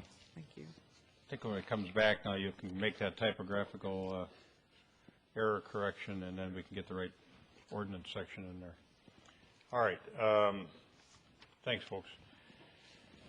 All right. Next matter is Director Hool's. It's a revised recommendation of the dealing with the vegetation at Valley View Road and Sally Lane. Thank you, Mr. Director Mayor Hool. and members of the council. Tonight, I would like you to amend my prior recommendation to remove vegetation from the public right-of-way at the intersection of Valley View Road and Sally Lane. At the November 1st City Council meeting, the City Council received information from Douglas and Jill Brenner of 7025 Sally Lane requesting that the city hold off on removing this vegetation. The City Council did agree to hold off on the removal of the vegetation until the city attorney and the city engineer and myself reviewed the new information that they had presented. The original recommendation was based on an in-depth analysis of the intersection and the driving sight lines at that intersection. The recommendation was also based not on a specific ordinance. A lot of folks thought it was a Clearview ordinance, but it wasn't the Clearview ordinance. It's actually was based off of the city's ability to remove obstructions within the right-of-way that impact the use of a local roadway.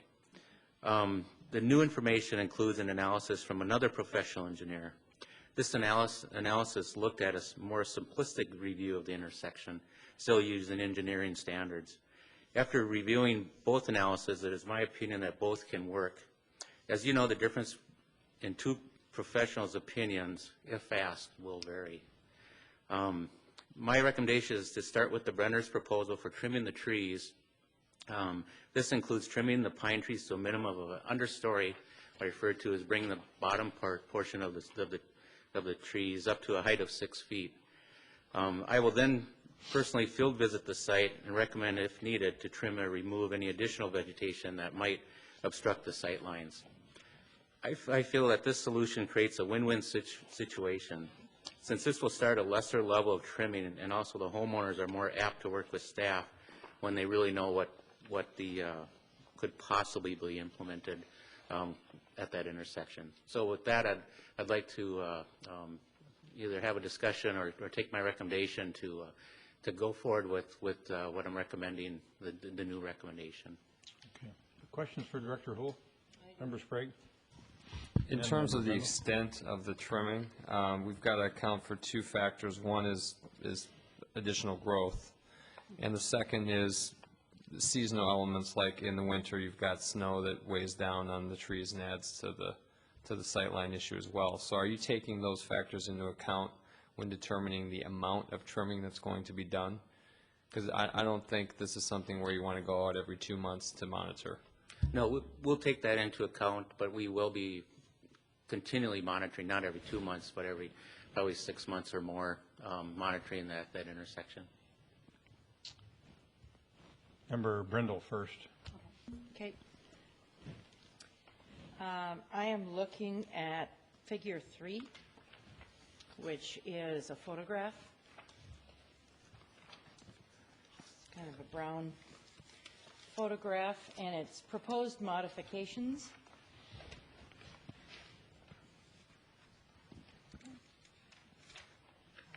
Okay, so what I see here is you can see the corner that we're talking about of Sally and Valley View, and as you move your pen toward you, those are the tall evergreens, and then those, the straight line there is the arborvitae, and then there is a proposed sign of a T intersection. I'm really concerned about the placement of that sign. Not recommending any signs. He's not recommending any signs. Okay, all right, great. Just looking at the vegetation here, you've got the tall evergreens, and then you've got the arborvitae. Is the property at 7416 included in this, where they have the Mugo pine at their mailbox? What you're referring to is the property that's located with yeah, it's this got the car in the little line driveway. here. Yep. We will look back to the sight line, which actually, let me put a different drawing up here. You do see the Mugo pine. Absolutely you see it. And you see it outside of the arborvitae.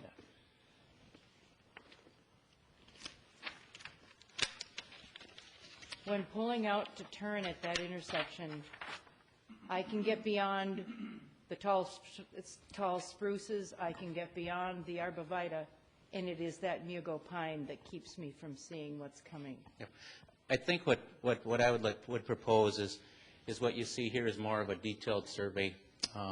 The blue line, or the straighter line here, not the red line, is what the Brenner's proposal is from the RLK Engineering. So when we trim these trees up, is that your sight lines will increase, and what I'm thinking is that will increase enough that you'll be able to see the traffic coming. Now keep in mind that everybody, or a lot of drivers, want more distance than what's really necessary to enter into a roadway itself. And we have a tendency in the Midwest to be a little bit less aggressive as when you come out onto a roadway. And we're seeing that in roundabouts and intersections. If you tape an intersection, a lot of times you can see where people really hesitate to come out when they really could be coming out. So what I'm saying is that we'll review this bush over here, or pine, or whatever it is, to see if that's really in the way. And if it is in the way, we'll talk to that homeowner. Because I believe that we have a right. It is, I can tell you from my experience that it is, because as you go east from there, you go into the reverse curve. And that is where you cannot see, is when the car is in the reverse curve. and it is that pine that keeps you from seeing them. And what I'm saying as an engineer is that do you actually need to see all the way down to the corner or not, as the speeds of the cars and the reaction time of the cars? And based off of the... Sure would be nice if I'm sitting on ice, which I will be soon, and I'm pulling out from that stop sign and turning left. I'm going to spin a little before I get out there, and that is when I'm going to have my problem. Yep. Because I can see that I have enough time on a clear roadway. But if it's an icy roadway, I don't have enough time. I don't want to go too much in the debate of that, because I would say that people would have an icy roadway out there also, and hopefully it'd be not traveling at the speeds that you both can function in relationship to each other. But when you look at both of the both of the studies, the more in-depth study took in a longer reaction time, about 10 seconds or so. The other study took in about the reaction time of 6 seconds. To me, it's somewhere in between there. I'm not sure what the magical number is, but both of those, if you look in the standards that we go off of for looking at these sight lines, you can utilize either one of those numbers. So that's what I'm saying, is that it's in between there. And what I'm saying is that I'd like to start out with the lesser study, trim that up, see what it looks like, and then go from there. So in trimming that up, what do you mean? What would you do? What my recommendation is to look at these pines here and trim them up to 6 feet. So the understory, you might still have the branches and such up above you, but you'd have a 6-foot clearance basically. So you're looking at that. The typical drivers in a sedan is their eyes are about 3.5 feet off the ground. So you should be able to just, once you come up to this point with these trimmed up, is to be able to see down the road to give you enough time basically to react, or that driver to react as you're coming out of that intersection. Sure. Okay. All right. Member Brindle, what I hear you saying is take a look at that pine down the way and see if that's a problem. That's my biggest problem. Okay, thank you. Member Bennett. Thank you. This bears on Member Brindle's questions and comments, and also on the situation that's directly in front of us, the arborvitae and pines on the Benner property. Director Benarad is going to attempt to bring up Section 1200.02 of the code, which was cited in some of the correspondence we received, but there was a really relevant section that wasn't in the materials. 1200.02 is encumbrances or obstructions in the along streets, alleys, sidewalks, easements, parks, and other city-owned property. And subdivision 1 is entitled Prohibited Encumbrances or Obstructions. It reads, except as provided in subdivision 2 of this subsection, no person shall obstruct, encroach upon, encumber, or interfere wholly or partially with any street, boulevard, alley, sidewalk, easement, park, or public ground by placing or installing any of the following, that B is fences or landscaping. Then under subdivision 2 exceptions are given, one of which was cited in some of the correspondence, but a really relevant one was not. And that is, so an exception to that prohibition is F, shade trees planted on boulevards, provided that the following species are prohibited unless permission is granted in writing by the park director. 5, under trees that are prohibited unless there's specific permission in writing, is pine, spruce, fir, yew, or other conifers.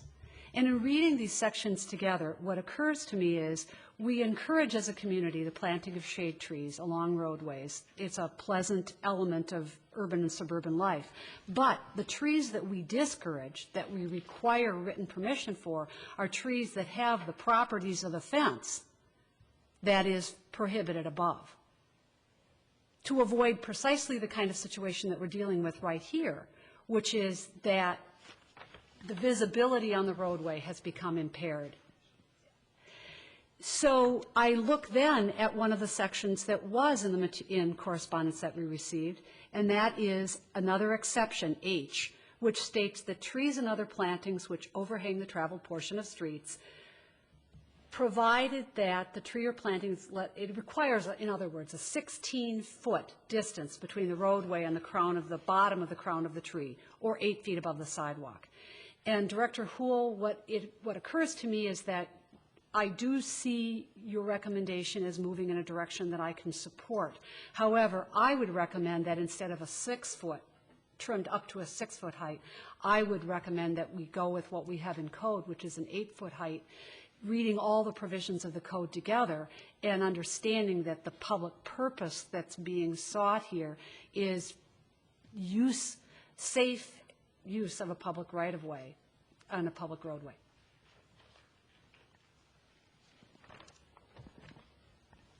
Yeah, I would, whatever number that you'd like to go with, if it's 6 feet or 8 feet, I would support either one of those, and it would probably accomplish what Councilmember Sprague had brought up as far as snow on the branches and stuff, and, you know, through the winter months, it would probably hit 6 feet or somewhere in there, so. Member Sprague? Mayor, I have to make it clear on the record that, to the neighbors, interested neighbors, that our ordinance talks about obstruction, but there's also a common law provision that applies here. And Attorney Knudsen, could you talk about the standard that we have to meet in order for us to remove the trees?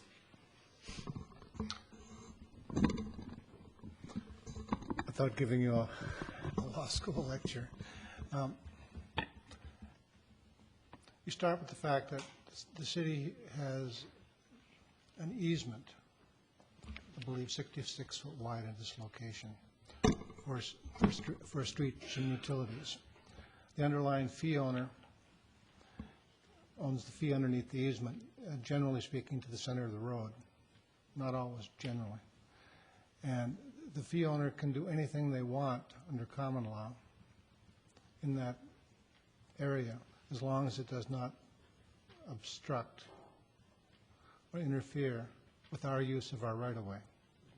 Now, you can layer on certain regulations, but then, for example, when was a tree planted? When was the ordinance planted?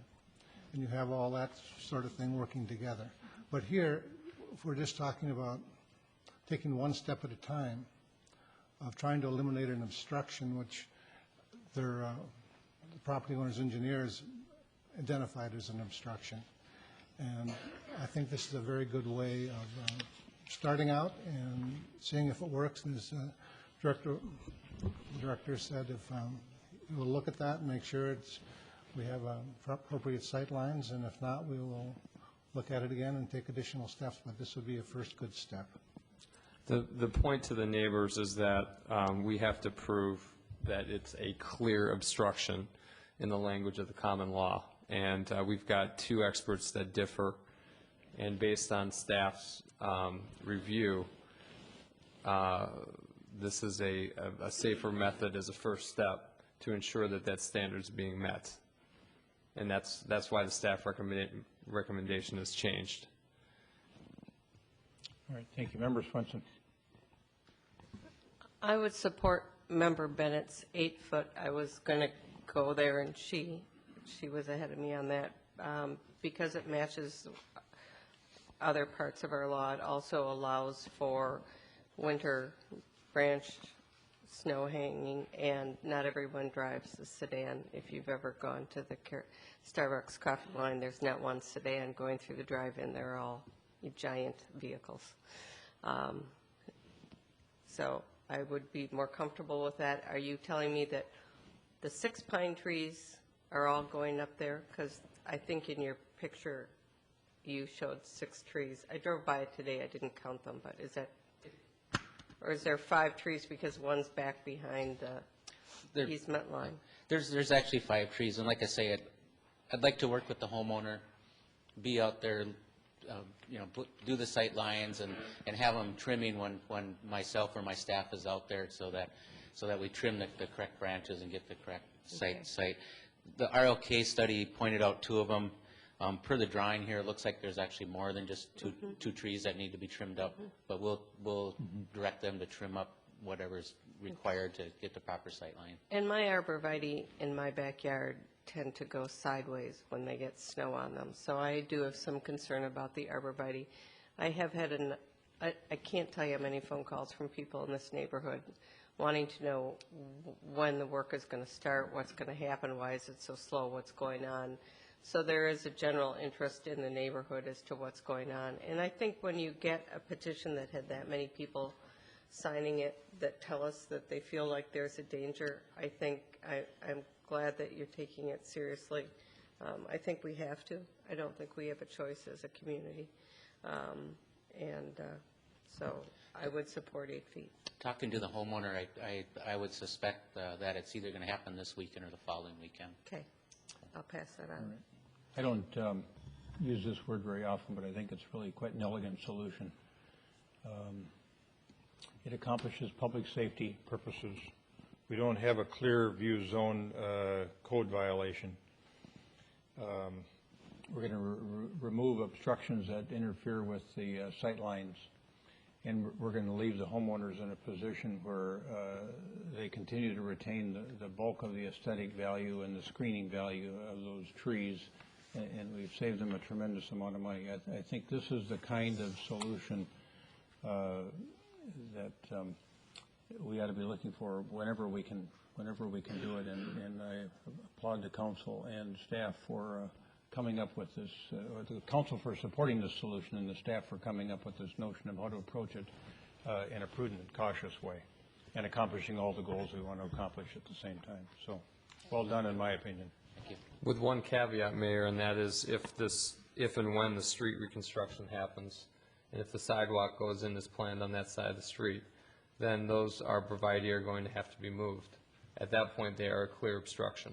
Yeah. And so I would suggest to the homeowners that they start looking at setting those back now instead of reacting at the time of the plan comes forward. Think about that now. Yeah, might be prudent. It's a discussion for another day, frankly. Member Brindle, you had another question? Wayne, the neighbor to the west has the lilac hedge. Is there anything planned there? Yes, the neighbor at 7028 is I will work with that neighbor to trim those back. He was fine. He's actually has trimmed those back over the years, and as both the arborvitaes and the lilacs, I mean, you have to stay on top of the trimming of both of those. Mm-hmm. So he'll trim those back, and actually this time of year is perfect time to trim those back. So I'll be contacting him also. Okay. All right. Is there a motion to adopt the revised recommendation of staff with respect to the trimming of vehicles at the public right-of-way at the intersection of Valley View Road and Sally Lane, understanding that the recommendation of the council is to trim the trees that need trimming up to a height of 8 feet? Correct. And I will move the issue with that change to 8 feet.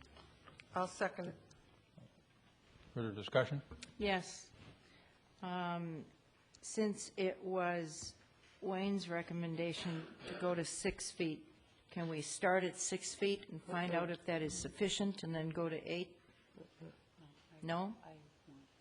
The code says 8. First of all, the code says no pond, but then it says 8. I don't think, I think the majority of the council will favor the motion as stated. Okay. All right. Further discussion or comment? All those in favor of the motion as stated say aye. Aye. Opposed say nay. Carried.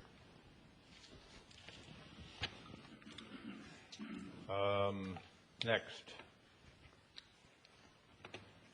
Ordinance 2011-11 concerning off-leash dog parks.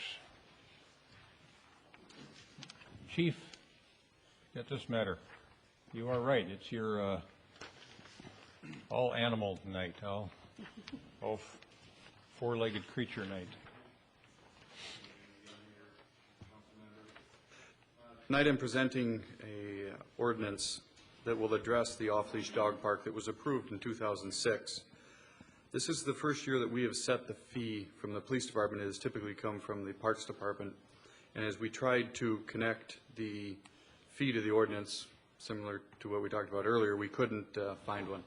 So in order to address that, we are suggesting this ordinance that will be amended or be added to Section 1230 The original ordinance that I sent out in the packet actually had the wrong ordinance number, and I've stuck an amended packet in there. Your packet read 1230.09. It should be 1230.10. And then we've also added some words under the fee amount. We've added the words per dog and passes for, and that should be shown on those amendments. And in 2011, we've issued over 600 permits, and the fee is attempted. The reason we have the fee is to recapture the maintenance and enforcement costs that we've incurred. Questions for the chief? We have a motion? So moved. Moved and seconded, we adopt ordinance 2011-11 concerning off-leash dog parks. Further discussion? All those in favor say aye. Aye. Aye. Opposed say nay. Carried. All right. Is there a motion to waive second reading? Second. All right. Discussion. Roll call. Aye. Aye. Aye. Aye. Aye.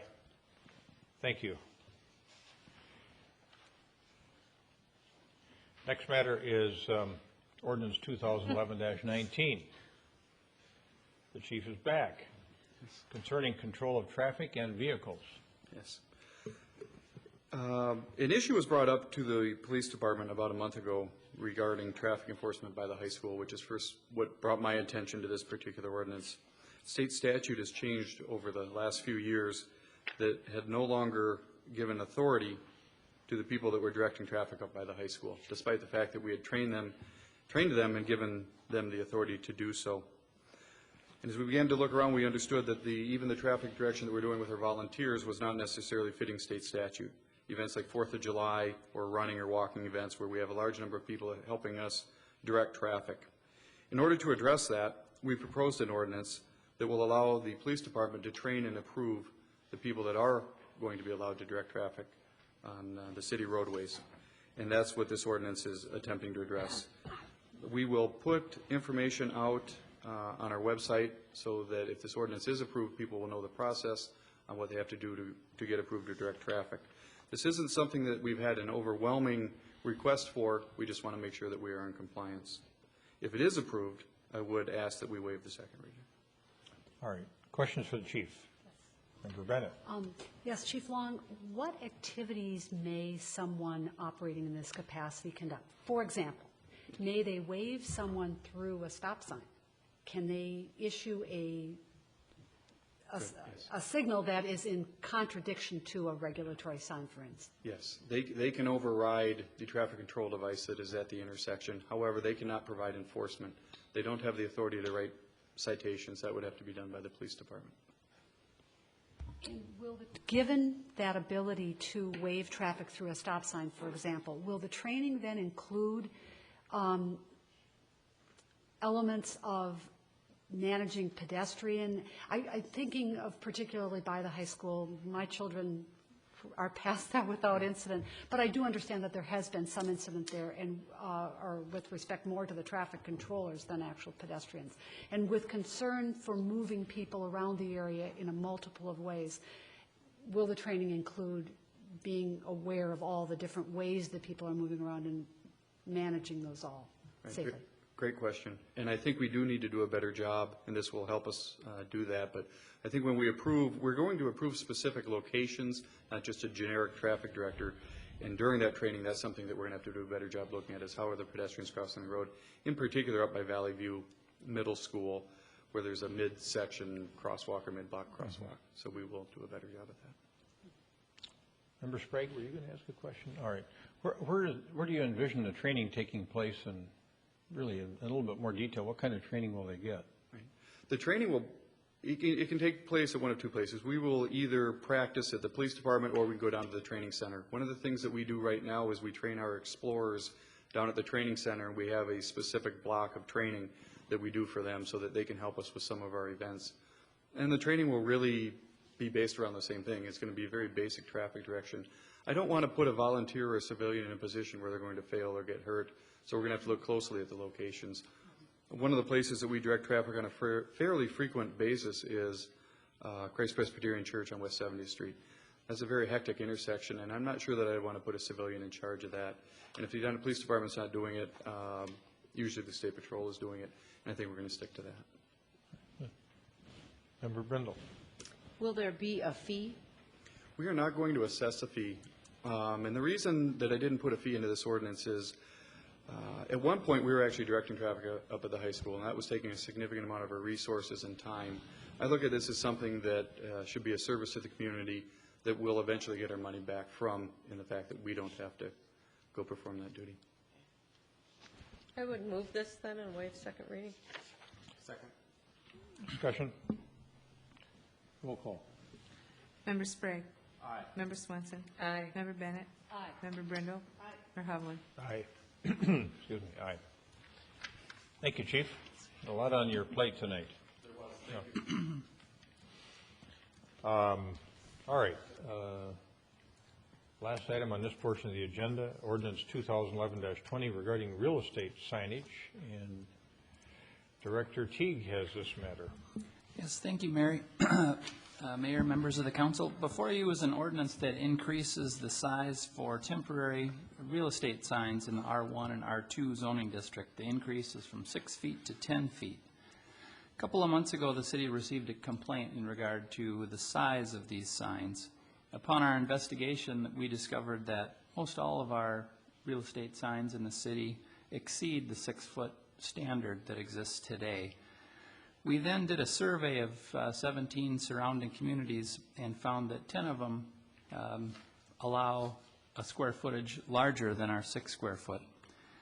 So rather than enforcing that all across town, we brought forward a zoning ordinance amendment to the Planning Commission, and they are also recommending approval of the change from 6 feet to 10 feet. This was recommended for approval by the Planning Commission on a 3-2 vote. We were a little short of members that night, but staff and the Planning Commission are recommending approval of the change. And if the council is in agreement with the change, I would recommend that you waive second reading also. All right. Do you want to speak to the notion of looking at some other communities to see what their signage requirements were and how you came to the conclusion of 10 feet? Yeah,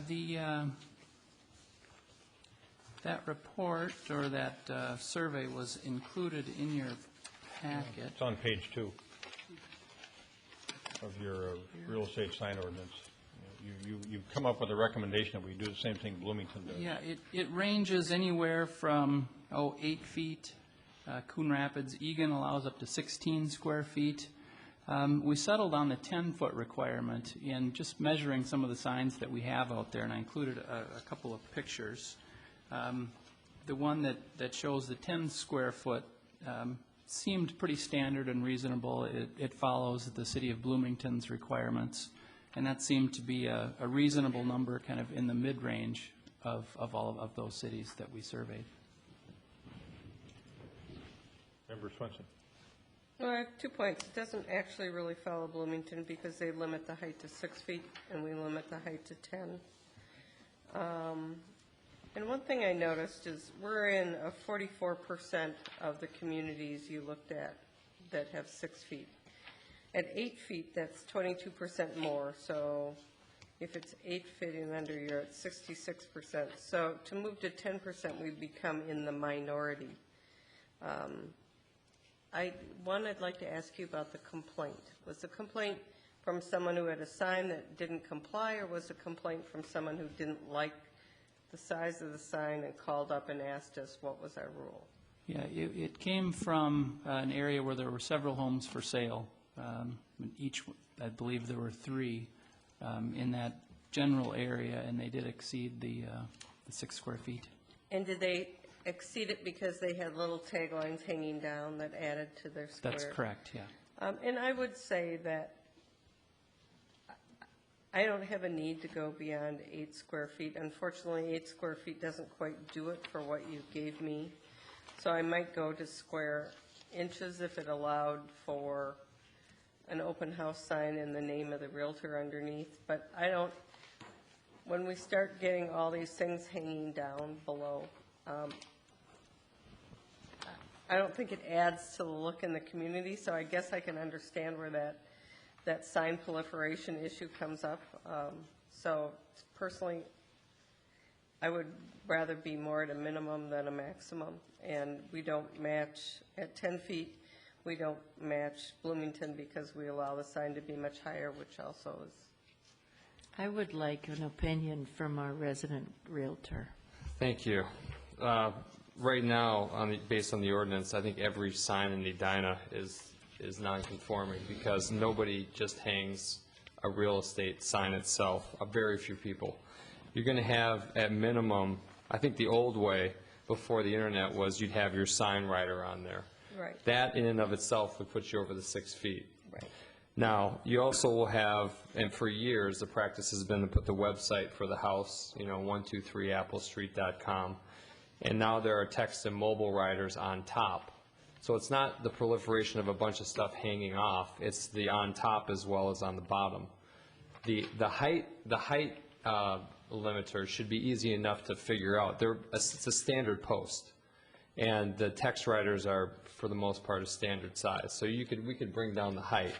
But unless you want every sign in Edina to be out of conformity, or most signs, 8 feet is not going to do it. And there's no reason to discourage real estate companies from following a practice that they follow in other communities, whether the other communities recognize it or not, that the signs are out of conformity with their own ordinance. We're being proactive here. We've realized that our ordinance doesn't match the industry standard across basically every community I've ever seen signs in. So I concur about the height probably doesn't need to be 10 feet, but you need 10 square feet in order to advertise a home based on what current industry practices are. Member Bennett. Or to do what one council member likes to talk about, you innovate. And I saw a very innovative sign this weekend on Linden Hills Boulevard across the street from two more traditional signs. The innovative sign had the same information, but instead of having one big sign and a bunch of hangers on, signs below, it went to a small uniform sign. It did the job. It contained the information. It was much easier to read, and it was more attractive. And then across the street, again, there were two signs, actually from the same company, that were much more difficult to read, contained the big sign and the add-ons. So I think, first of all, I think it's possible to provide the information that you list in a more compact way. Second of all, I think it's really important to look at the cities that were surveyed, and I appreciate what staff provided. There were 18 cities in total, including Edina, and Edina's in a group of 8 that limit to 6 square feet. These other cities include Apple Valley, St. Louis Park, Eden Prairie, Maple Grove, Minnetonka, and New Brighton. If we were to move to 8 square feet, and I would support what Councilmember Swenson said about that, we would join Coon Rapids, Minneapolis, Hopkins, and Plymouth. All of those communities, I think, are communities that people would see as having lot sizes similar to ours, street width similar to ours, just some features that I think make signage reasonable or not reasonable. One community limits to 9 square feet, Cottage Grove. 2 limit to 10 square feet, Bloomington and Blaine. 2 limit to 12 square feet, Burnsville and Lakeville, and 1 to 16 square feet, Egan. So looking again at those larger signs, we're looking at communities with larger lots, wider streets, homes set back farther from the street, and I think the signage then has less impact on the surrounding neighbors.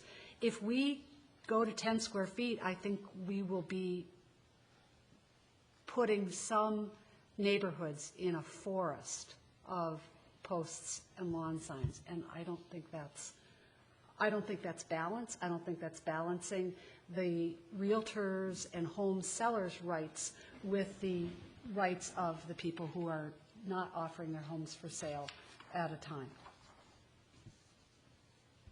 I mean, I would be okay if we changed it from 8 feet to 1,200 square inches, which is the average sign plus the standard name rider plus the home info rider, which is 12 by 18, which if you got to do a text thing, you could do it on. I mean, I just.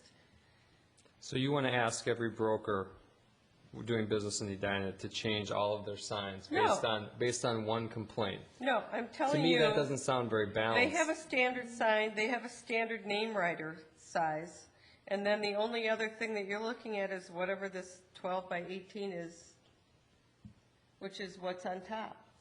There's a text writer, a name writer, and a panel on 90% of the signs out there, in addition to something that might drop below, like a website or an open house, open house Sunday, 12 to 2. In the communities you listed, you're talking about Egan has larger lot sizes. I don't think so. Egan is a bunch of small subdivisions. They're set back from the street just like they are here. Many of these communities probably don't even know that their ordinance doesn't conform to the industry practices. To me, that's less relevant. What is acceptable? The signs are obviously acceptable because they've been here for years like this. The practice has been out there. No one has complained until now. That's why we're choosing to change the ordinance to reflect the practice that's already out there that's acceptable within the community. I think the practice has changed. Yes. I'd say it's changed in the texting part. No one texted for a number until last year. That's about a year and a half out thing. Mobile sign writers, they also had call capture on sign writers that have been there for years, for at least 5 years. Tell them to put a barcode on it, then they can just point their Apple phone at it. You can put a QR code, and they probably will add that, but it's going to be on the same size sign as that. And then when you add a sold sign to it, you take the text writer down and put the sold sign up on top. It's the same size panel. Are you telling me that this picture right there of the name, the regular sign, and that is more than 1,200 square inches? That's 8 square feet right there, and that allows you to drop nothing else in, website, open house, or if you wanted to hang a sold, a lot of people will hang the sold sign down below as well. And nobody is complaining about sign pollution. I mean, that's ludicrous. That's ludicrous. Well, actually, now that building is picking up, yes, there are people complaining. There are signs being left in the right-of-way. There are signs being put up. No one's complaining about the size And also, to say that riders. no one's complaining, so we're going to almost double. 10 square feet, 10 feet in the air is a small tree made out So of we metal. haven't caught up with the ordinance in 15 years. I mean, that's our fault. Practices have changed faster than we've gotten back to the ordinance. I don't think we want to be known as the town that made brokers change all of their signs because we couldn't allow for 2 extra square feet, where the practice was already allowed and accepted in the community. Member Brindle, any thoughts? I saw this and I went, that's what this is.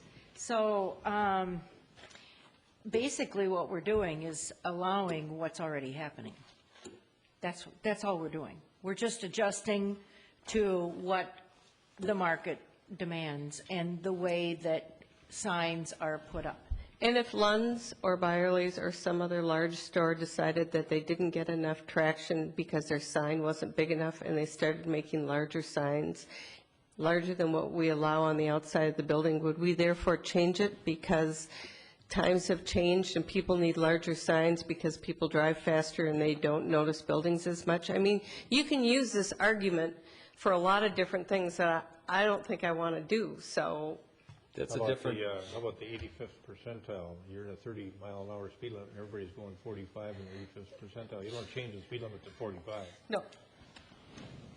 Well, I mean, that's just another argument. But It's I just think, another argument. Yeah, but Josh has made some good points. I'm kind of flummoxed on what to do here. I think the most, I don't like that height at 10 feet, I'll tell you that. no, I don't like the height of 10 feet. You don't need it to be that But- tall. You just Bloomington want height is You good. just want to reflect the industry practice that's out there that, Well, it appears the industry practice for the real estate company that does most of the work in our town is at 8 feet. Because this is what I typically see for a sign, is the 8 square foot sign with Edina Realty. Yep. And the text sign on the top and then the agent's name down below with the phone number. Is that 8 feet high? Do we know if that's 8 feet high? No, he's saying 8 feet 8 square. square feet. 8 feet square. yeah. It's It actually technically a little bit bigger than 8 feet square, because 8 feet square is 1,152 inches, and that sign is 1,200 inches. So we need, I'll tell you what, if you do it to 10 and then you get 50 complaints about sign pollution from real estate signs, and we'll drop it back down to 8. it's hard to drop down. Yeah. Well, it's hard to go up too, apparently. Well, what causes it to go up is the stuff that's hanging off the main sign. That's right. I urge people to take a field trip to Linden Hills Boulevard. It's really pretty interesting, and it works. Well, I'm sensitive to the notion that I don't want people having to spend tens of thousands of dollars on new real estate signs. Well, But I think Ann has an interesting idea, which is that, you look at the standard Edina Realty sign with the name on the bottom hanging off of a device down there, and then the text at the top, you got 1,200 square inches. And you put it at 6 feet. You don't let them be higher than 6 feet. And make them take them down 7 days after sale. I got to say, too, that the name riders vary in size, because they're not all, I think that's a 6-inch name rider. The companies sell 2 different sizes to the agents. One is like 8 by whatever the width is, the other one is 6 inches. But then that's a choice, isn't that a particular realtor can make, how large? Sure. Again, I think you're being way too stringent on getting to 8 feet. A 10-foot square is not going to change any of the practices that are out there that are already being done. It simply reflects reality. Well, People don't have to return sign riders and sold signs and all the other things you'd hang off that would go above, that would meet the 10-foot rule. I know that we are talking about the size of the sign, but also in this illustration from the city of Bloomington is indicated the location of the sign, that it can't be in the easement. There are lots of signs in easements, the for lease signs as well as the for sale signs. When these are put up, Josh, when you list a house, you have an agency come and stick the post in the ground? Yep. Do they know to put it back out of the easement? It sure looks like it when they're installing them. Because they set them back into the yard quite a bit. Okay, because I'm thinking of one particular one that actually is pretty close to the curb, so.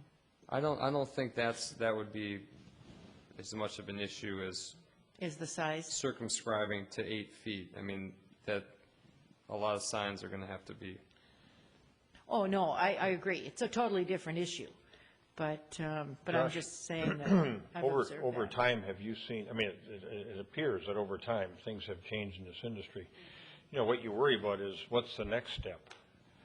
Is it taller, bigger yet to say, look at me? I don't know. I would simply. And then we say the industry practice is now 12 square feet. I would simply provide for the practice now and be clear that that's where it's going to stay and work around that. Rather build in capacity. If you think 8 feet is sufficient, then let's go to 10, and that's that. It's set for the future.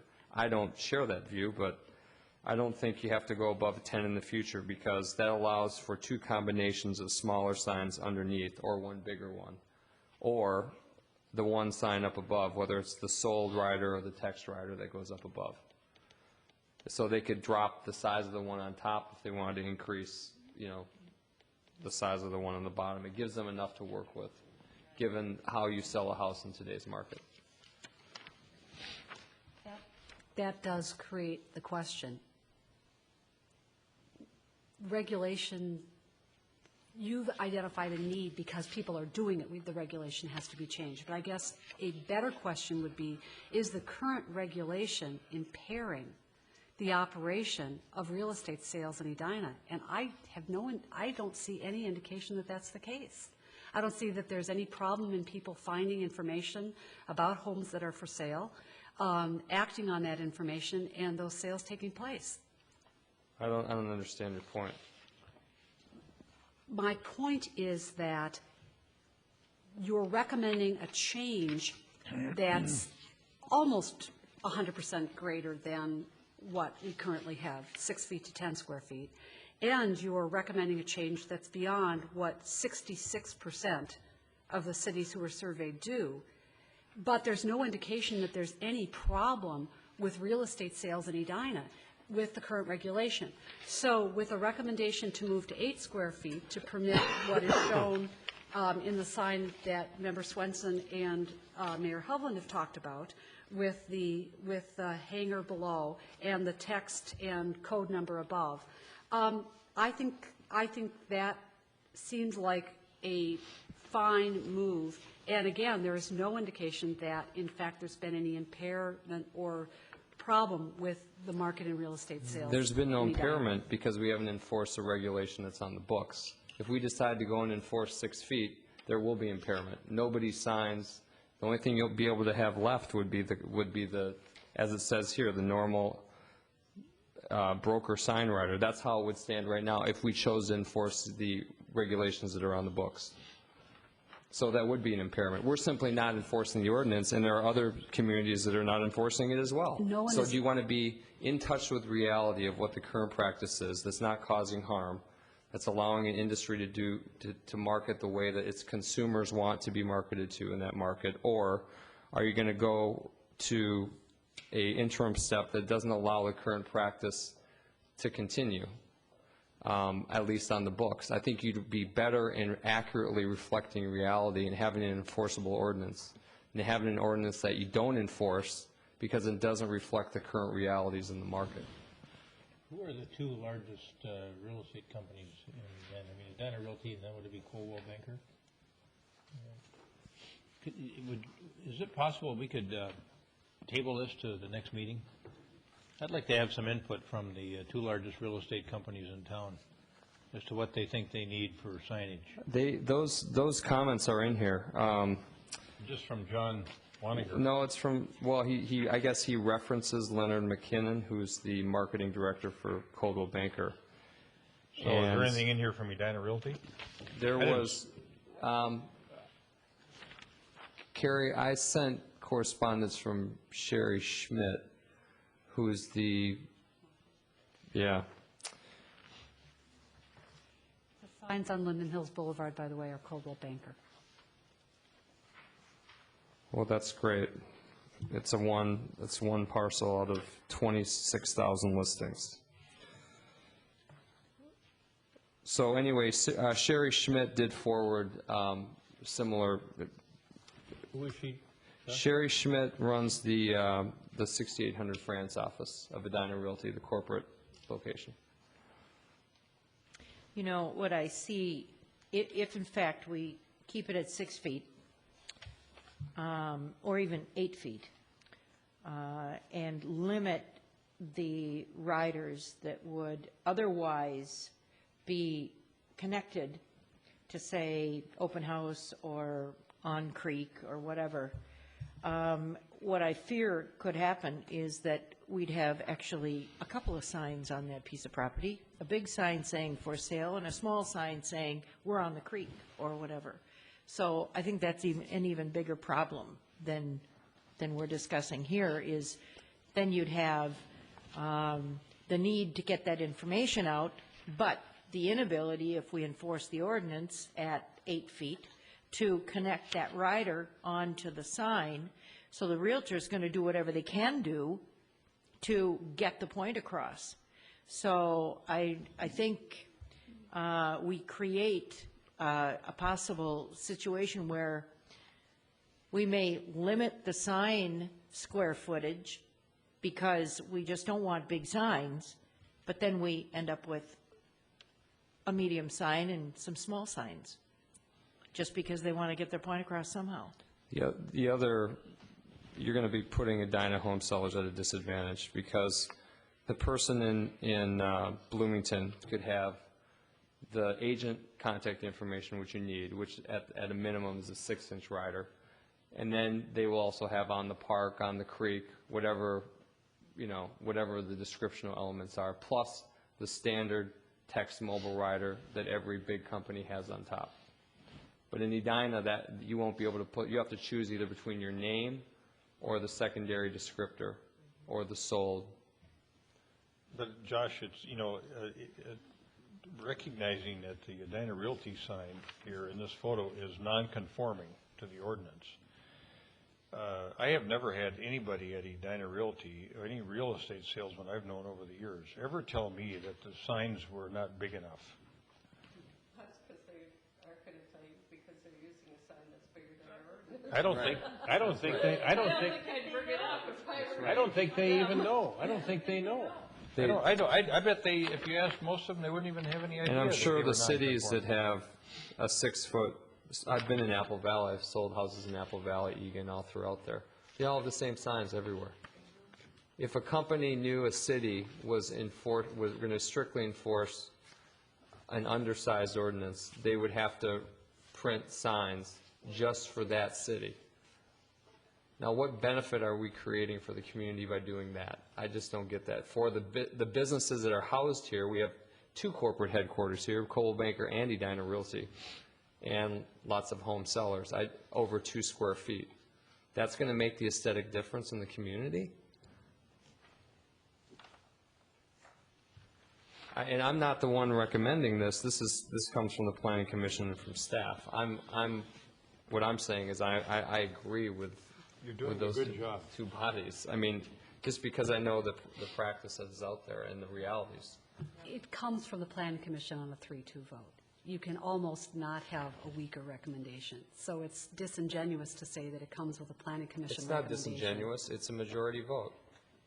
I'm not being disingenuous. It was approved by the Planning Commission, yes?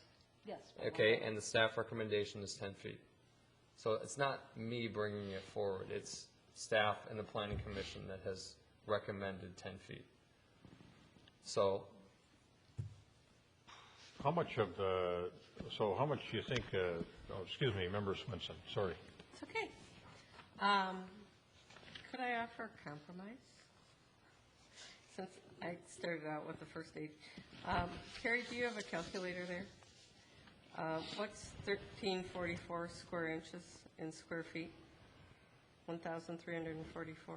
Jennifer's going to help me. I don't have a calculator. Right. I figured one of you would have it on. The problem I see is with that idea is, at least I think what you're coming up with, is that the signage is already out there and already out of compliance. It's probably out of compliance with 8 feet. I want to know what That 1,344 probably is. square inches are in square feet. So what kind of investment do people have in the It's signage? got to be 9 or 9 point something. Tens of thousands. Oh. What is it? 9.3. agents, brokers, that's why I'm trying to weigh the cost benefit. Okay. I'm not understanding over.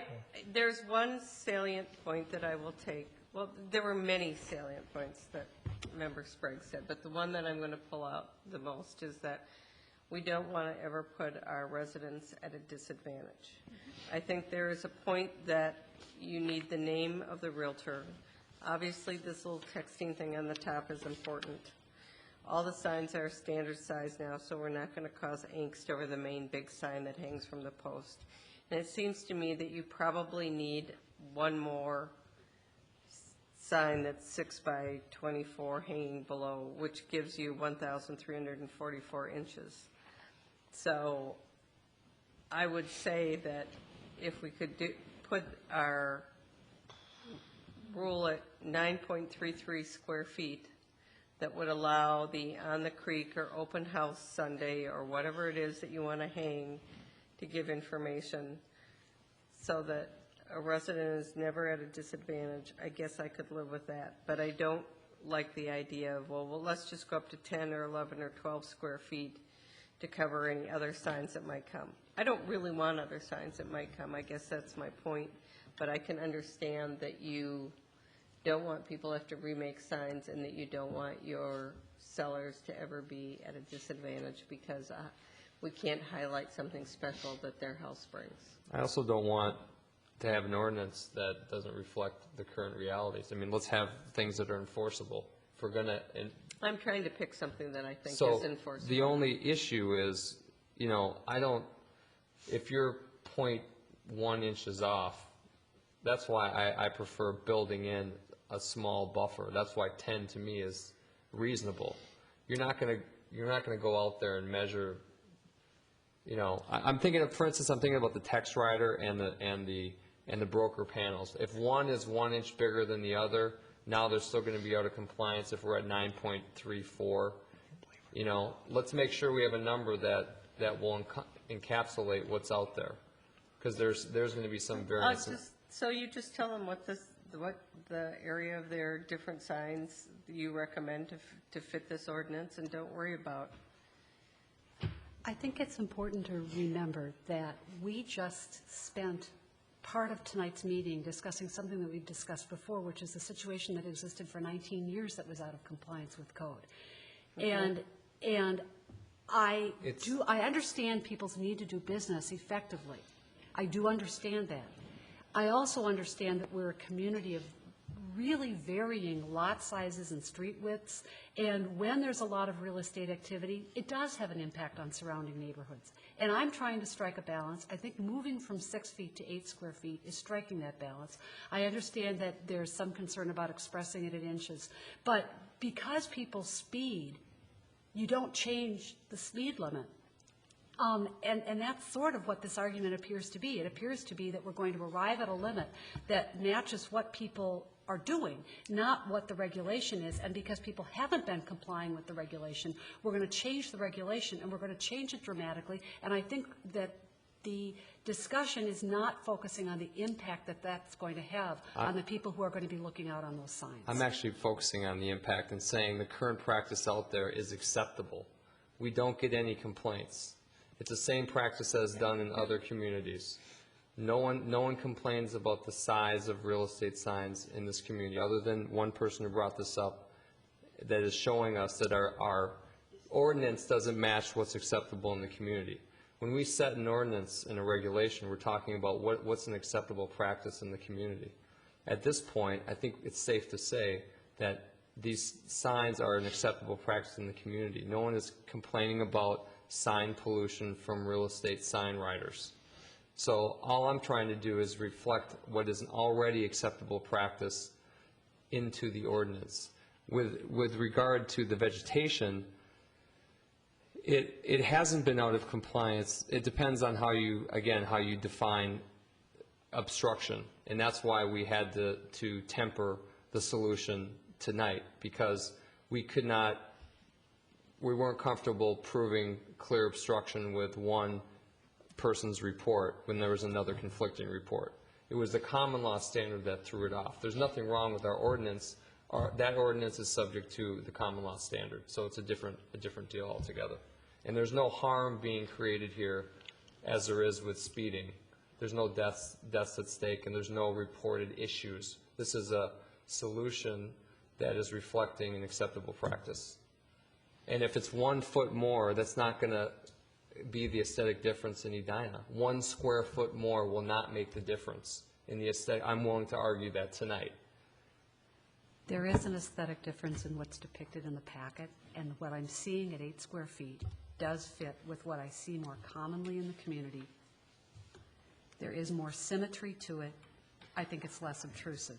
What I'm seeing at 10 square feet, and it could be the shading in the photograph and other things, but again, if you are the basis for your argument is what's being done in the community, I think what's being done in the community is probably more what's being depicted at 8 square feet than it is what's depicted at 10 square feet.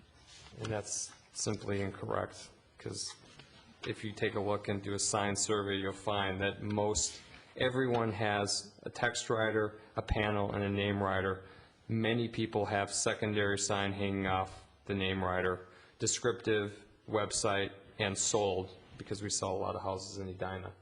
So again, we're going to force companies, if we choose to enforce this ordinance, we're going to force companies to reprint signs and be the first community to do that.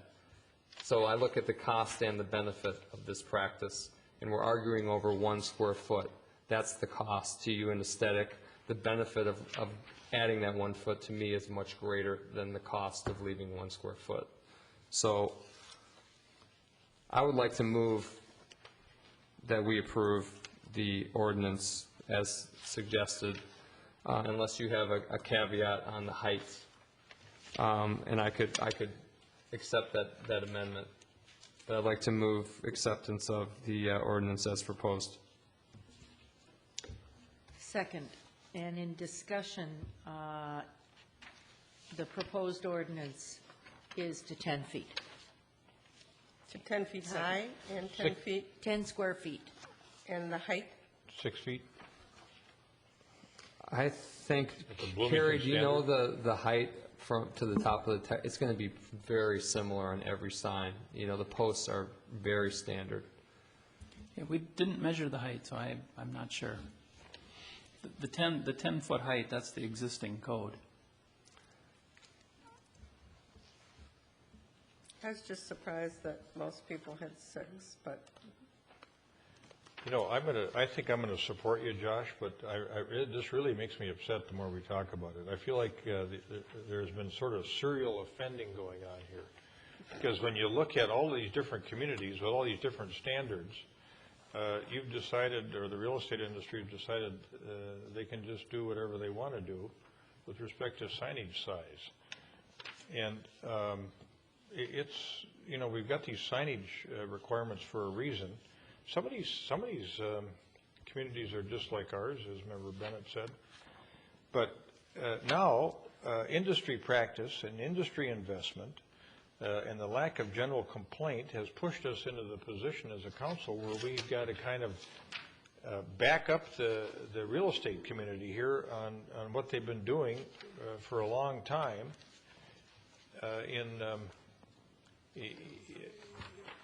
you know, it's kind of like reinforcing bad behavior. And it bothers me that they have not been mindful of what our ordinance is. They probably have no idea because we probably have never told them. It's not our job to tell them, I don't think. I mean, you're right, Mayor. They should comply with every ordinance that's out there. There's no question. They should have different size signs for different communities depending upon the ordinance. I don't think they've been driving size expansion. It comes from the consumer. It comes from how real estate is sold today. So, but you're right, there's no excuse for ignoring an ordinance, no question about it. And if you're, I guess, if we want to send that message that we will enforce our ordinance, then that's something we can do, certainly, with the motion. But I don't now want to see the industry make another investment in signage that's conforming when there's a lack of general complaint in the community. But it really bothers me that the industry practice has become to just defy the local ordinance and put up a sign that they think is appropriate to advertise the property that they're trying to sell and hang all this stuff off the sign. You know, I'm sure there are communities around the country that we know from our own experience dealing with general signage issues that probably don't permit a real estate sign smaller or bigger than about 2 feet by 2 feet. there are some communities that don't allow any real estate signs. Yeah, I bet you go into some of those communities like Carmel or Santa Barbara, you see some pretty interesting I'm thinking signage. North Oaks. Even North Oaks? It's a weird real estate sign. You have a good agenda item for the regional council of mayors to take up. You know, it's kind of like hold your nose and vote for this thing as far as I'm concerned. Well, I'd like to see us, if this passes, print the updated ordinance and send it to the real estate companies and say, we've updated our ordinance, and may not have realized that this, you know, it's a change from what we had, but maybe we can make it known that this is our ordinance, so that they understand that we do have an ordinance that It doesn't really matter. 10 deals feet, with you've run signs. out of room to hang anything from the bottom. Good, excellent. I think 10 feet is too much. I can't support it. Member Bennett can't support it.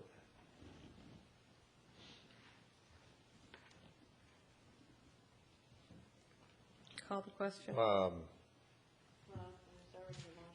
Yeah. there's a motion and a second. Well, I just called the question, guys. You know, here's one thing that bothers me. You need it. I'd like to know the extent of the investment, I guess, at Edina Realty in particular, in signage. You want to withdraw the motion and just sit on this and get some information from real estate companies and deal with this later, or should we vote on it tonight? My hunch is after this is done, you'll never see or think of it again, because it's simply what's already out there. Yeah. And if you want to have a focus group and talk about with realtors about complying with ordinances in the future, we should do so. But Your Honor, from a parliamentary standpoint, there, the motion to call the question is the motion that is on the floor. It has to be dealt with. Needs a second? Yeah. I don't think so, but it needs a vote. Needs a vote. Doesn't need a second, just needs a vote. Okay, our folks, all those in favor of calling the question, say aye. So we have to No, you call don't that have to question, you vote just on call it. calling the question, you just call the vote on the motion. I've seen it both ways. Oh, have you? Okay. But, pardon me? A question was called and a vote was held at either the last meeting or the one before that. Roger? Under Roberts, when the question is called, you have to vote on whether calling the question passes. If it Yeah, passes. that's what I thought. You have to vote on whether calling the question passes. Oh, I see. Before you can vote on the main issue. You can't vote on the main motion, you have to vote on. On the question, Roberts. calling the question. If it passes, then you must vote on the... Without further discussion. Well, if you want to have further discussion, I'm fine with that. We don't need to have a motion to call the question. Let's just decide. If you guys want to have more discussion before you decide. I don't want more discussion. That's what I'm saying. I just so want everyone to vote. There we go. I got nothing more to say. I don't want to put it There's out. no more dialogue based on your motion until we vote on it. All right. All those in favor of calling the question, say aye. Aye. Opposed? Aye. What's the motion? To approve the staff recommendation. And the planning commission recommendation? Yep. With no change in height? I Is would that your- accept that friendly amendment. I didn't know, it wasn't a friendly amendment, I just didn't know if you'd included that or not. Again, Carrie, looking at the height,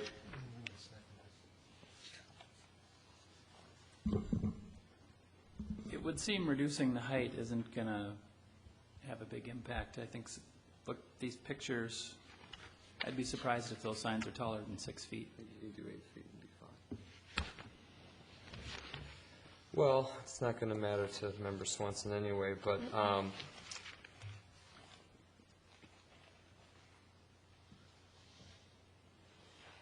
I will, so how do can I restate the motion if I want to do it at 8 feet for height?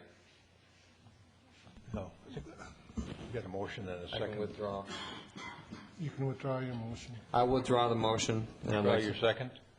I'll withdraw the second. Okay, I'd like to make Restate the motion. like to restate the motion. I'd like to move that we approve the recommendation with the change that the maximum height be set at 8 feet instead of 10. Okay, I'll second it so we can discuss it. We are confusing height with square feet, are we not? No? No. No. It's going to be 8 foot total size as well as 8 foot in linear height. No, 10 feet. 8 feet square, 10 feet. 8 feet. 10 feet. You want 10 feet square. You said 10 feet square. 10 feet square with 8 feet in linear height, yes. That's the staff recommendation, plus 8 feet instead of 10 feet in height. That Correct. I will second. Any further discussion? No. The motion. Those in favor, say aye. Aye. Aye. Those opposed? Nay. Nay. Motion carries. Next.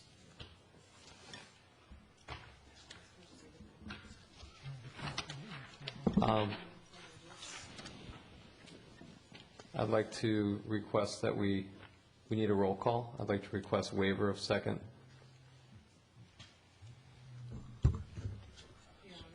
Then you need 4. You would need to, would you need another motion if you want that to be waiver of second, which is what the recommendation from staff was? If it's part of the recommendation, then I wouldn't have to go back and. Then you just need a roll Then you call. need a roll No, call. now we need to go back And and you do a need roll 4 call. votes. Because you actually did And then you need move 4 the votes. action, so, Then you need 4 votes if you're yeah, waiving. you're going to try to waive it, you need 4/5. Otherwise, you have Waive first reading. second reading. So then we just have it again. So be it. So it'll be on the agenda next meeting. Great. I'll look forward to that. Great, yeah. Bring in some live samples or. Yeah. Just drive around, just see.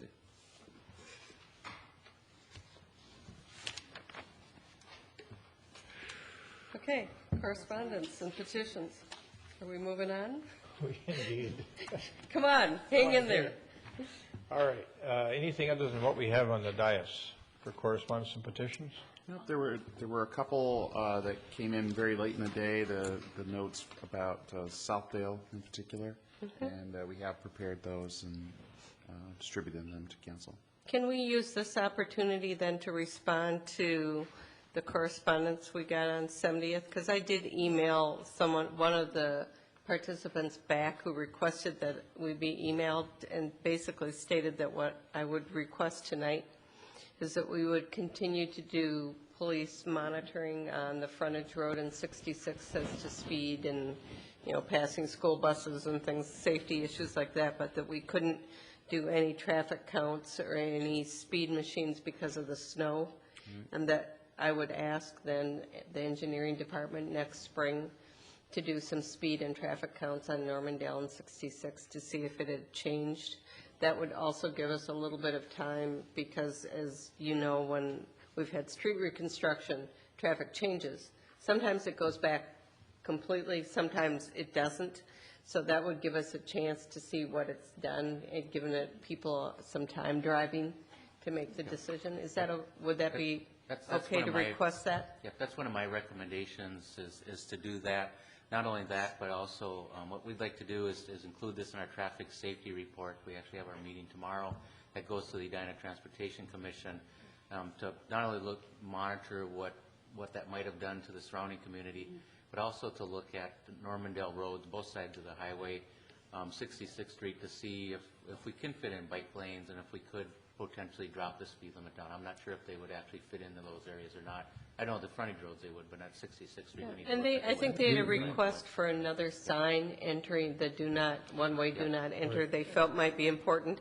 I'm not opposed to doing something like that because I think that makes sense. If you could ask them to look at that too, that would be great. We'll be analyzing both north. But I thought we should at least respond. They got up and talked and.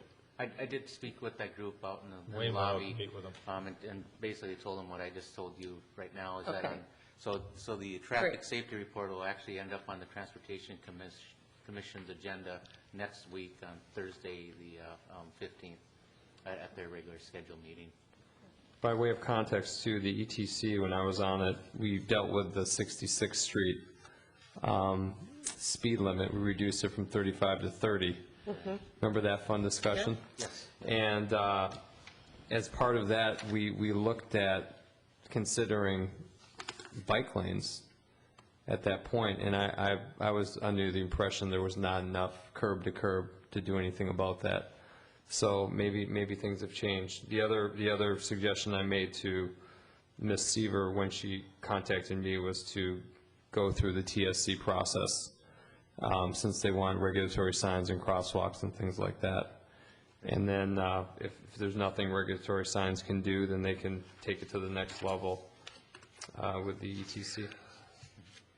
I also noted that residents appeared to support the idea of a sidewalk. There were a couple of residents here this evening who had attended some previous discussions on sidewalks, and I had had conversations with them years ago about the possibility of a sidewalk. I believe, Director Hull, that you did as well. And at that time, they dropped their support of it based on where it would be constructed.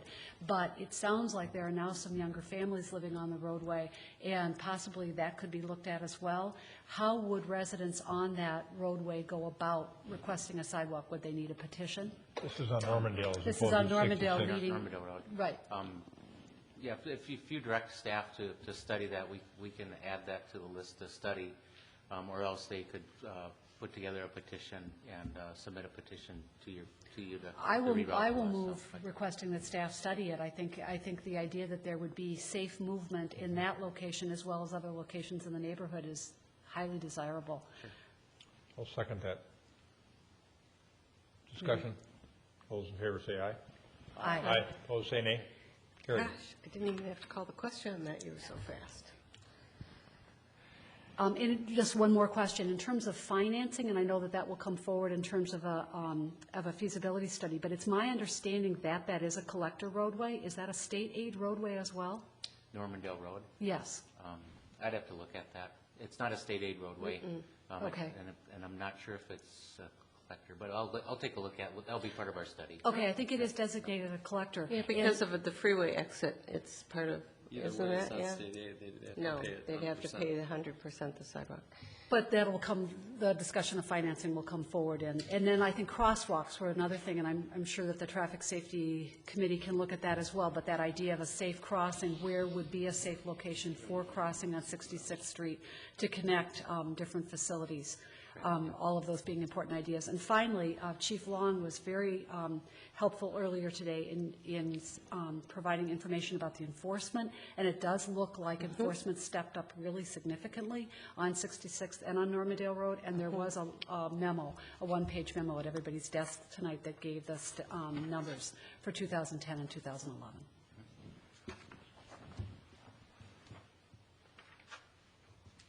All right.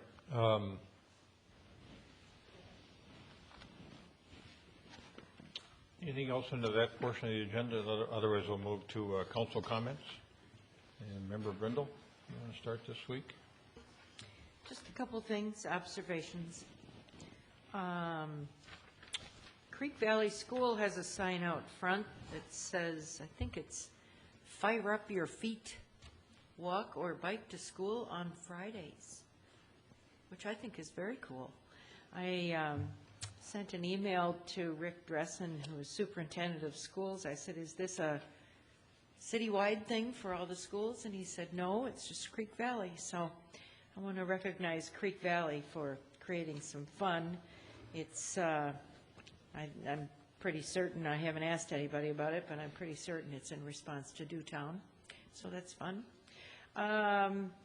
I've been watching the Grandview Small Area Plan process that's been going on, and just want to commend Kevin Staunton and all of the volunteers for their incredible commitment of time and work on that project.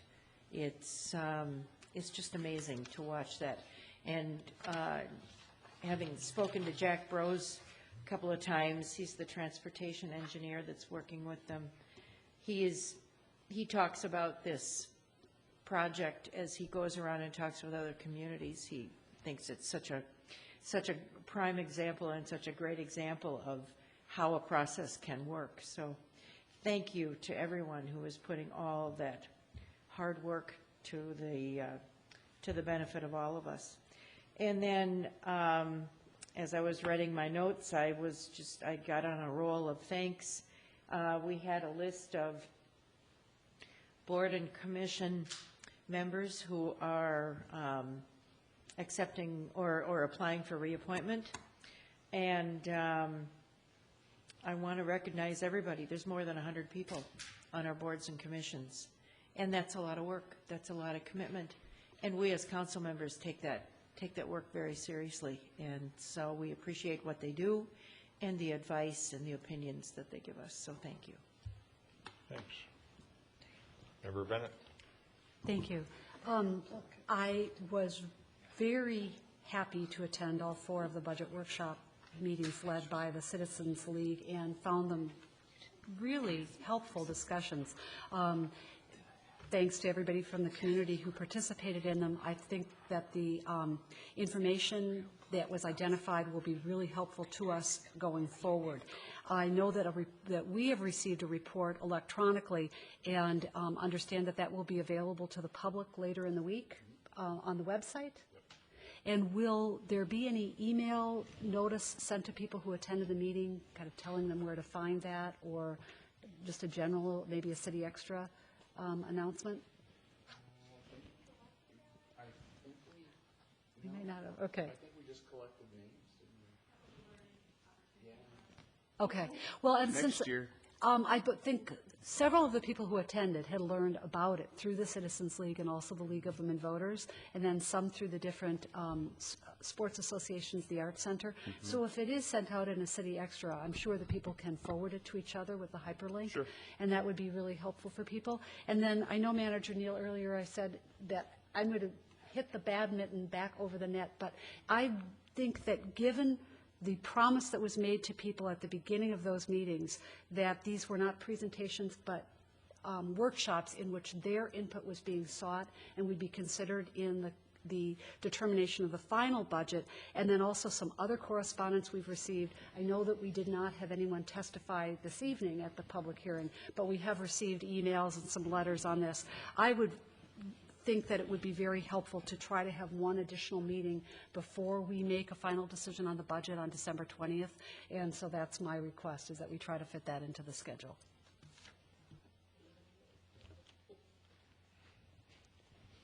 Thank you. Member Swenson.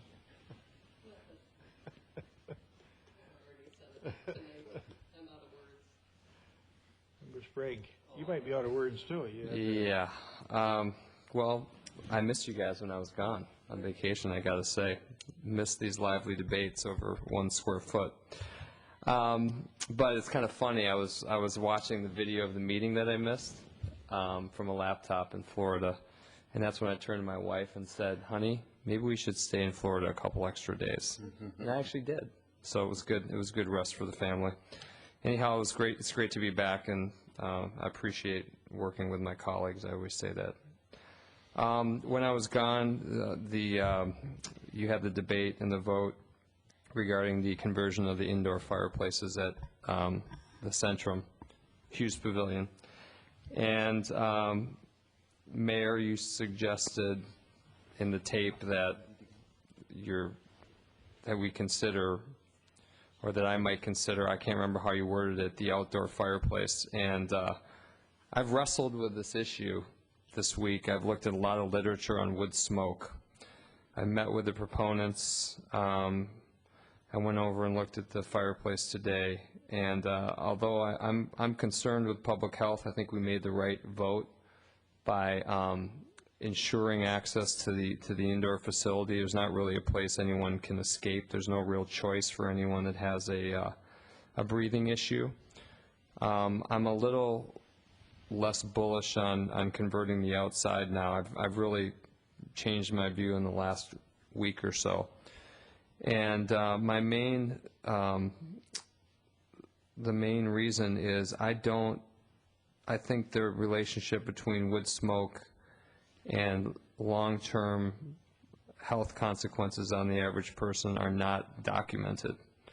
We all know that wood smoke in various forms has toxic elements to it if inhaled directly and under certain exposures, I would say long-term exposures, but the episodic burning of wood, I see no literature that shows that to be a health consequence to the average person.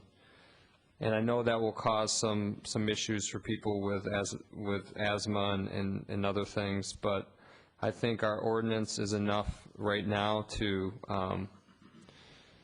control recreational burning. You do need a permit. You have to go and apply online. I actually did this. And there are various constraints on the hours of burning and so on. And I think that's all I will support at this point.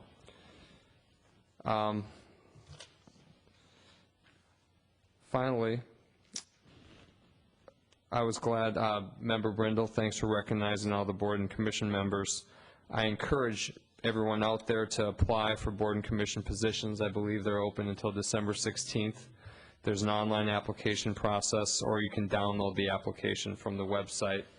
We've got openings on quite a few boards. The Art Center Board has 2 positions.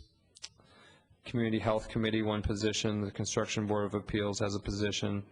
Board of Appeal and Equalization, 1 position. The Energy and Environment Commission has a position. Heritage Preservation Board, 3 positions. Human Rights and Relations, 1. Park Board, 2 positions. And Transportation, 3 positions. So it's a great opportunity to meet your fellow residents and help us solve our strategic problems.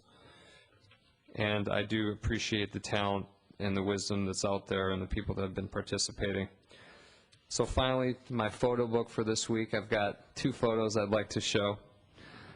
We were referencing 70th Street, and I think it'll be interesting to see how drivers adjust to the new street. That's fine. This was the kind of the neighborhood vision for the street, and basically it was just multimodal, making a multimodal street design where all users are considered in the design. And some of these elements, the crosswalk, controlled crosswalk at Wooddale, that's in here. It's in a different location, the bike lanes and so on. And people interacting safely with vehicles. And then out my front door about a week ago, I shot this little kid. He must be 5 years old, biking down the street. And then after this car passed, another car passed him on the same side. And that, to me, validated the entire process. That is what it's about, is allowing for other people, pedestrians and bikers, to have access to the streets and use them safely. And I hope that we can. I hope his mother sees that. Yeah, I don't know what was going on. I'm not sure I would be the parent allowing him. Anyway, he was there. He was traveling safely, and I hope we can take this model and use it on other streets in the area. And then finally, I went to the father-daughter event that the park board sponsored, the Princess Ball, at the Edina Senior Center, and this is me and my daughter Kelly, and it was a fabulous evening, and there were a lot of guys there with, I mean, there were 40 or 50 guys there with their daughters. It was quite an impressive sight, and it was a great time. Cinderella was there, and Pocahontas, and it was just a great time. What a great place to live. That's all I got. Thank you. Okay, let's see. Yesterday, back up a second. That mileage-based user fee team that I'm a part of over at the Humphrey, it was set up by the Humphrey School and MnDOT, completed its work last week, crafted its report, and then yesterday the chair, Bernie Leader, and I met with Commissioner Sorrell and presented the report to him. This is a first-of-its-kind report in the country. A lot of these other states have relied on studies from experts. This is a task force that was put together with a broad range of folks from with transportation backgrounds or interests or from the industry that came up with a unanimous endorsement on a report in terms of directing or requesting that the Commissioner of Transportation look at mileage-based user fees as a way to supplement the funding streams for transportation. One of the main reasons being the equity involved, that all vehicles using the roads ought to pay their fair share for using those roads. So as we move into an era where there are more alternatively fueled vehicles, including electrics, that may not be using gasoline and hence not paying gas tax, that they ought to be paying their fair share. So that was an interesting meeting. I expect that there'll be some hearings at the legislature in 2012. I doubt if there'll be any activity. I think if there's anything that takes place with respect to mileage-based user fees where you'd start looking at charging people by the mile instead of by the gallon, it'll be a baby step in terms of maybe looking at plug-in hybrids or electrics as a first step and making sure that they pay their fair share for using the roadways, but that's just kind of my guess from being involved in the process. Went to the STAND meeting at the high school last night. young people in our community concerned about issues of genocide on a global scale. They had a gentleman there who talked about his experiences in Rwanda, and that group is kind of being reinvigorated by Tara Motadi and Elaine Chesler. You remember a few years ago it was Emma Weisberg and Tara's sister Shara Motadi that had a couple of dozen kids from the high school involved in this process, and now it's not nearly the group it used to be in terms of numbers, but these two young women are working on building it up again. Tomorrow morning we've got a Southwest LRT Management Committee meeting up at St. Louis Park City Hall. Our Rotary Club went to Veep today, this morning, to bring some toys over there and get a report from Susan Russell Freeman, who runs the organization. They're up to serving 8,000 clients a day. I mean, a month, excuse me, 8,000 a day. We hope we don't ever get to that point. But they've had about a 20% growth factor every year since 2008. So now they're up to serving 8,000 people a month in some capacity, over half of them kids. So I would encourage, 2008 there were 1,000 customers, and now there are 8,000 a month. Yeah, a month. Yeah. Yeah. That's what I thought I heard over there, and I was just astounded. Yeah. So I encourage folks to think about supporting Veep and the work that they're doing. There's a lot of demand out there. Over half the people they serve are the working poor, most of them working 2 jobs, trying to make ends meet, don't have health insurance. It's a rough go out there. They're seeing more and more people that are losing their homes because of health catastrophes without insurance and having to declare bankruptcy, people that have been in their homes for 25 or 30 years. So there's plenty of challenges out there. The Citizen League meetings I thought were interesting. Member Bennett was really diligent about taking notes at all these meetings, and we've got a report, but we'll have her report at some time too, I imagine.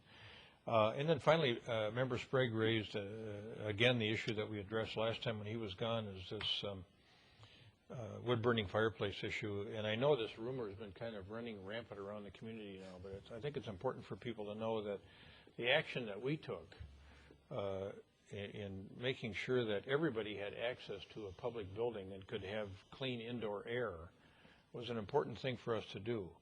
But people shouldn't assume because we did something in terms of providing access to everybody that we are prepared either through the council or our Energy and Environment Commission to go the next step and tell people what they can do on their own property with respect to a fire pit or particularly an indoor wood-burning fireplace. I know there are some folks in our community that would like us to address it. It's not on the horizon, and people should know that. So the fact that we provided healthy access to public buildings for everyone is one issue. Private property is a totally another issue. So I appreciate you raising the issue tonight. That's it for me. Manager Neal.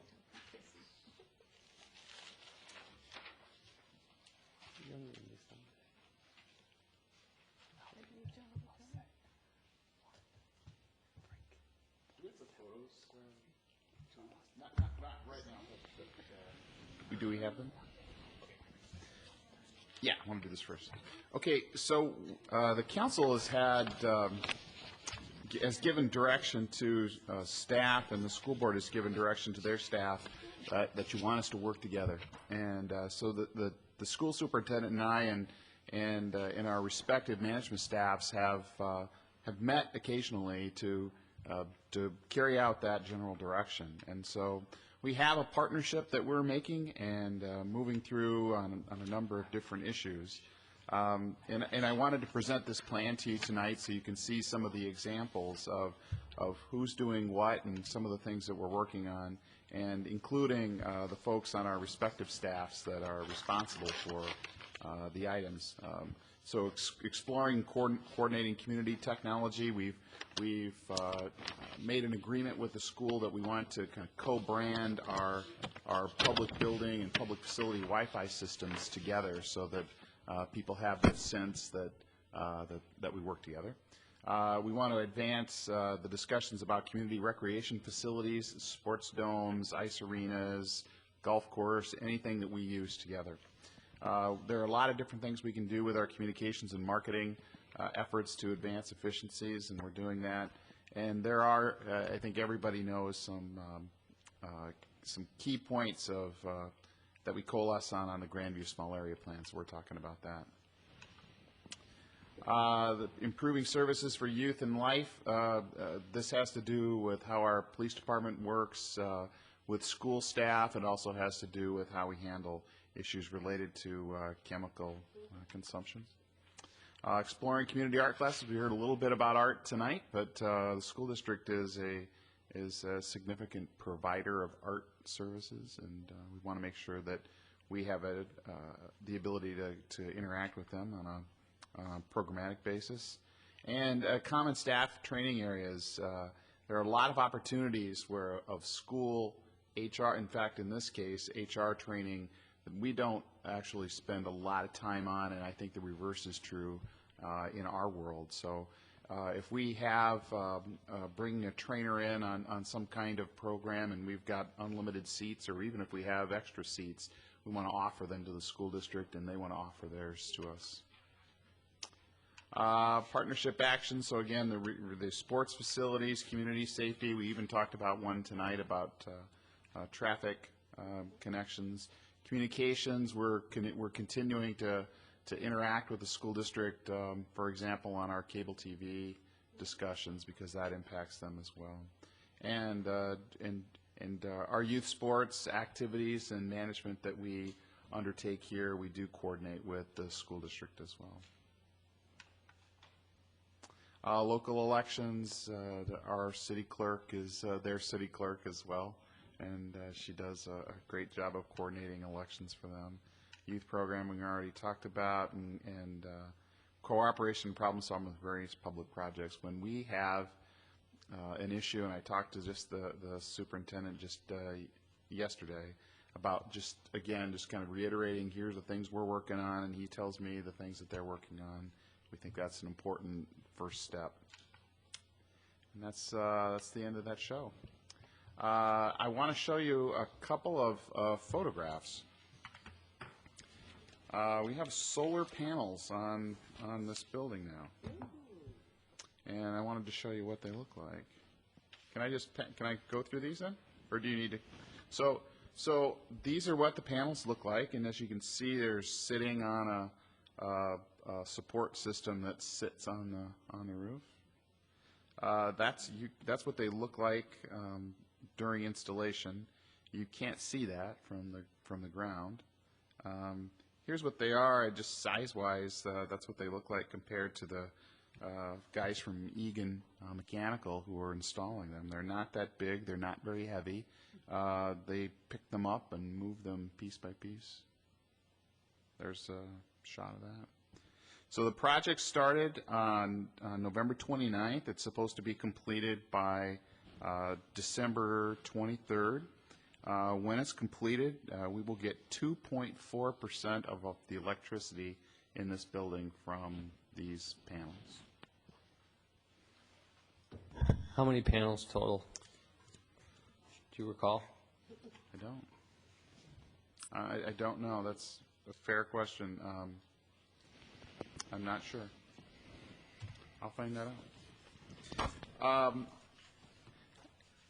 Councilmember Bennett mentioned the idea of having an additional work session for the council to have a chance to synthesize all of the budget information you've received to date, so that when we come together on the 20th, you have a good idea about where things stand. If there is interest in that, I will help you schedule it. If there is not, then we won't. So, just to be sure, we're going to meet to go over, would we then go over the responses from the Citizens League meetings, the ones that you emailed us a copy of and then gave us a hard copy of? I would say. And then are we doing something with them at this late part of the budget? Are we changing something in the budget based on those? Or are we trying to, because I'm not really sure, I mean, they have a great value, and I've gone through them, and I have them to take home, but I'm not sure if we would make changes. What would the point of the meeting be? I think the point of the meeting would be that all along the line, it showed you the timeline for how we started and how we got to where we are. You've been continuously receiving feedback from people. You've had discussions among yourselves. You've had the Citizen League feedback, and now you've had a chance to get that just today. We did not have anybody comment at our public hearing. I'm an advocate of the budget that is before you tonight, but you know, do you have a chance? Have you had a chance to have a final discussion about how you'd like this budget to look prior to that night? I think that's your. I think that's your question. Can I suggest one thing based on that response, and then you can. I saw a lot of things in the feedback that relates to how we look at our enterprises and some things like that, that I think is part of a long-range planning process. So I see the value. It has great value, and I want us to continue to do it because I thought it was really cool. But the value that I see from it is more long-range than immediate. And I'm happy with the budget we currently have. There's nothing that I saw at this point that I would change at last minute. So I probably don't have availability, or if you plan something, I'm not going to be able to be there. I'll feel bad about that, but that's just the way my next 2.5 weeks are. Do we have a work session before the what's on that work session agenda? We do, but it is currently booked, and I think it would be difficult to unbook that. Mm-hmm. It's a joint meeting of the council and the planning commission and the Grandview group, and I think a fair number of people have changed schedules in order to be there at this point. I think it would be a matter of setting a special meeting, but go ahead and make your. The reason why I thought that it was important to try to have another work session, and I guess I had assumed that we would have one given what, at the beginning of the workshops, it was, the leader said every time that that when she was asked, when the Citizens League was approached, their question was, is your budget a done deal? Because if what you're looking for is a presentation of a budget that's final, we're not interested. We don't do PR. Use your marketing department. If what you're looking for is feedback that you're actually going to incorporate, then, yes, we're on board. So there are 5 conclusions, 5 key findings that are listed on page 1 of the material that we received, and we have a hard copy of. And I think 2 of those are particularly important for this year. I do understand that some of them are longer term. The 2 are, number 2, which is the cash balance plan should be amended. It was one of the first things that people were asked to look at. I thought the entire presentation was really worthwhile and very well planned, and it led people from that, coming in from 50,000 feet or from here are your property taxes, here's where they go. Here's the portion that goes to the city. We have acquired a cash balance, and this is what our plan is to use it. And then the plan was explained, and then people were asked to indicate their feeling whether that was the right plan, it should be minor adjustments, major adjustments, the wrong plan. And the majority indicated that it was either the right plan or that it needed tweaking, but more people indicated that it needed tweaking than said it was the right plan, if I'm correct in my recollection. So again, that conclusion, cash balance plan should be amended. I don't know how we get to an amendment of that plan by Tuesday the 20th unless there is no intention to amend it. And I know that isn't the spirit that we went into this with. And then 3, the amenities becoming self-supporting, I do understand. I see that that's a long-term goal, probably not something that gets addressed in this budget, although we did have some discussions during especially our enterprise-focused work sessions about more revenue. I note that there were some fee increases that actually fit in this category. But we had spoken with about Dasher board revenues, concessions at some of the enterprises, and I know that that will be worked on going into the next year. Number 4 is the one other. So 2 and 4, I think, are the important items this year. And that was, again, a feeling of consensus that property taxes are reasonable, but residents are urging fiscal conservatism. And we have received some emails and letters that are, again, challenging or questioning some of the recommendations, some of the budget items. And no one appeared to ask about them tonight, but the correspondence that's been sent is inviting response. And my concern about this item is, are we where we should be? We've set a levy. We know we can't exceed it. Is there any way to have it be lower than it is? We've had this discussion in full in previous years. And last year, settled on 1.15%. Is 1.79 the number, the magic number, the number that it needs to be? And so those are the 2 issues I think that are before us. Again, fitting with this promise, assurance that was made to people that they were giving up 2 hours of their time, well spent, I think, but 2 hours in order to participate in a process that was going to be used to help form this year's budget. Your comments? Member Sprague? I thought that the study would be formally presented to us on tape so that people out there in TV land could see the findings themselves as well, and then you could have a debate with that agenda item as to whether we wanted to move any of our plans. I thought that's how it was going to take place. So I don't know if it's possible to do that on the eve. I mean, to your point, you can't do it on the evening of the budget because then you can't adjust. So again, I thought we would have that. So it looks like that we have to have an opportunity to do that. I don't know how we do that, though. The timing is, we're a little bit off.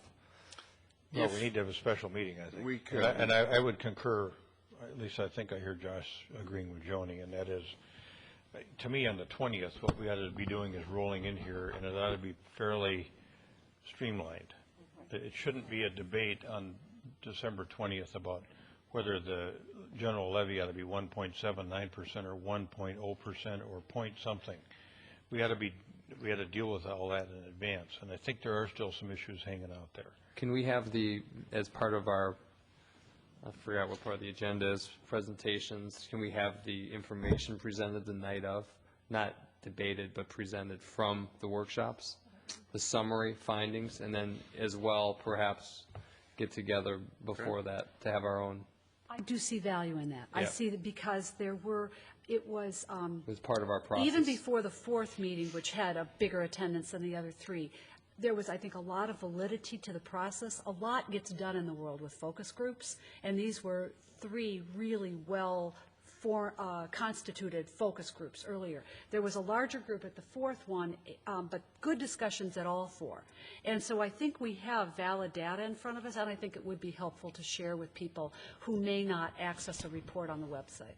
I also want to note that weren't we kind of rushed in pulling this together this year? Next year, will we have more of a lead on gathering and communicating the information? It seems like we were a little bit, because it was first year. We'll be good at it next year. Okay. So given the set of circumstances we find ourselves in, there's no way to avoid seeing each other again. For some of us, I've got the 15th, 16th, and 19th. Okay, is there a way to, oh, no, we can't do it before, because it's, to your point, Mayor. Could we make some calls around tomorrow morning, too? If you would do that, that would be helpful. I think we'll need to check some other schedules as well. It's a work session. I think it'd just be a work session. Work upstairs, if we can, or in the mayor's conference room. Another scheduling item for you that we want to try to put together for January is an annual planning meeting for the council. And so give some thought to what your January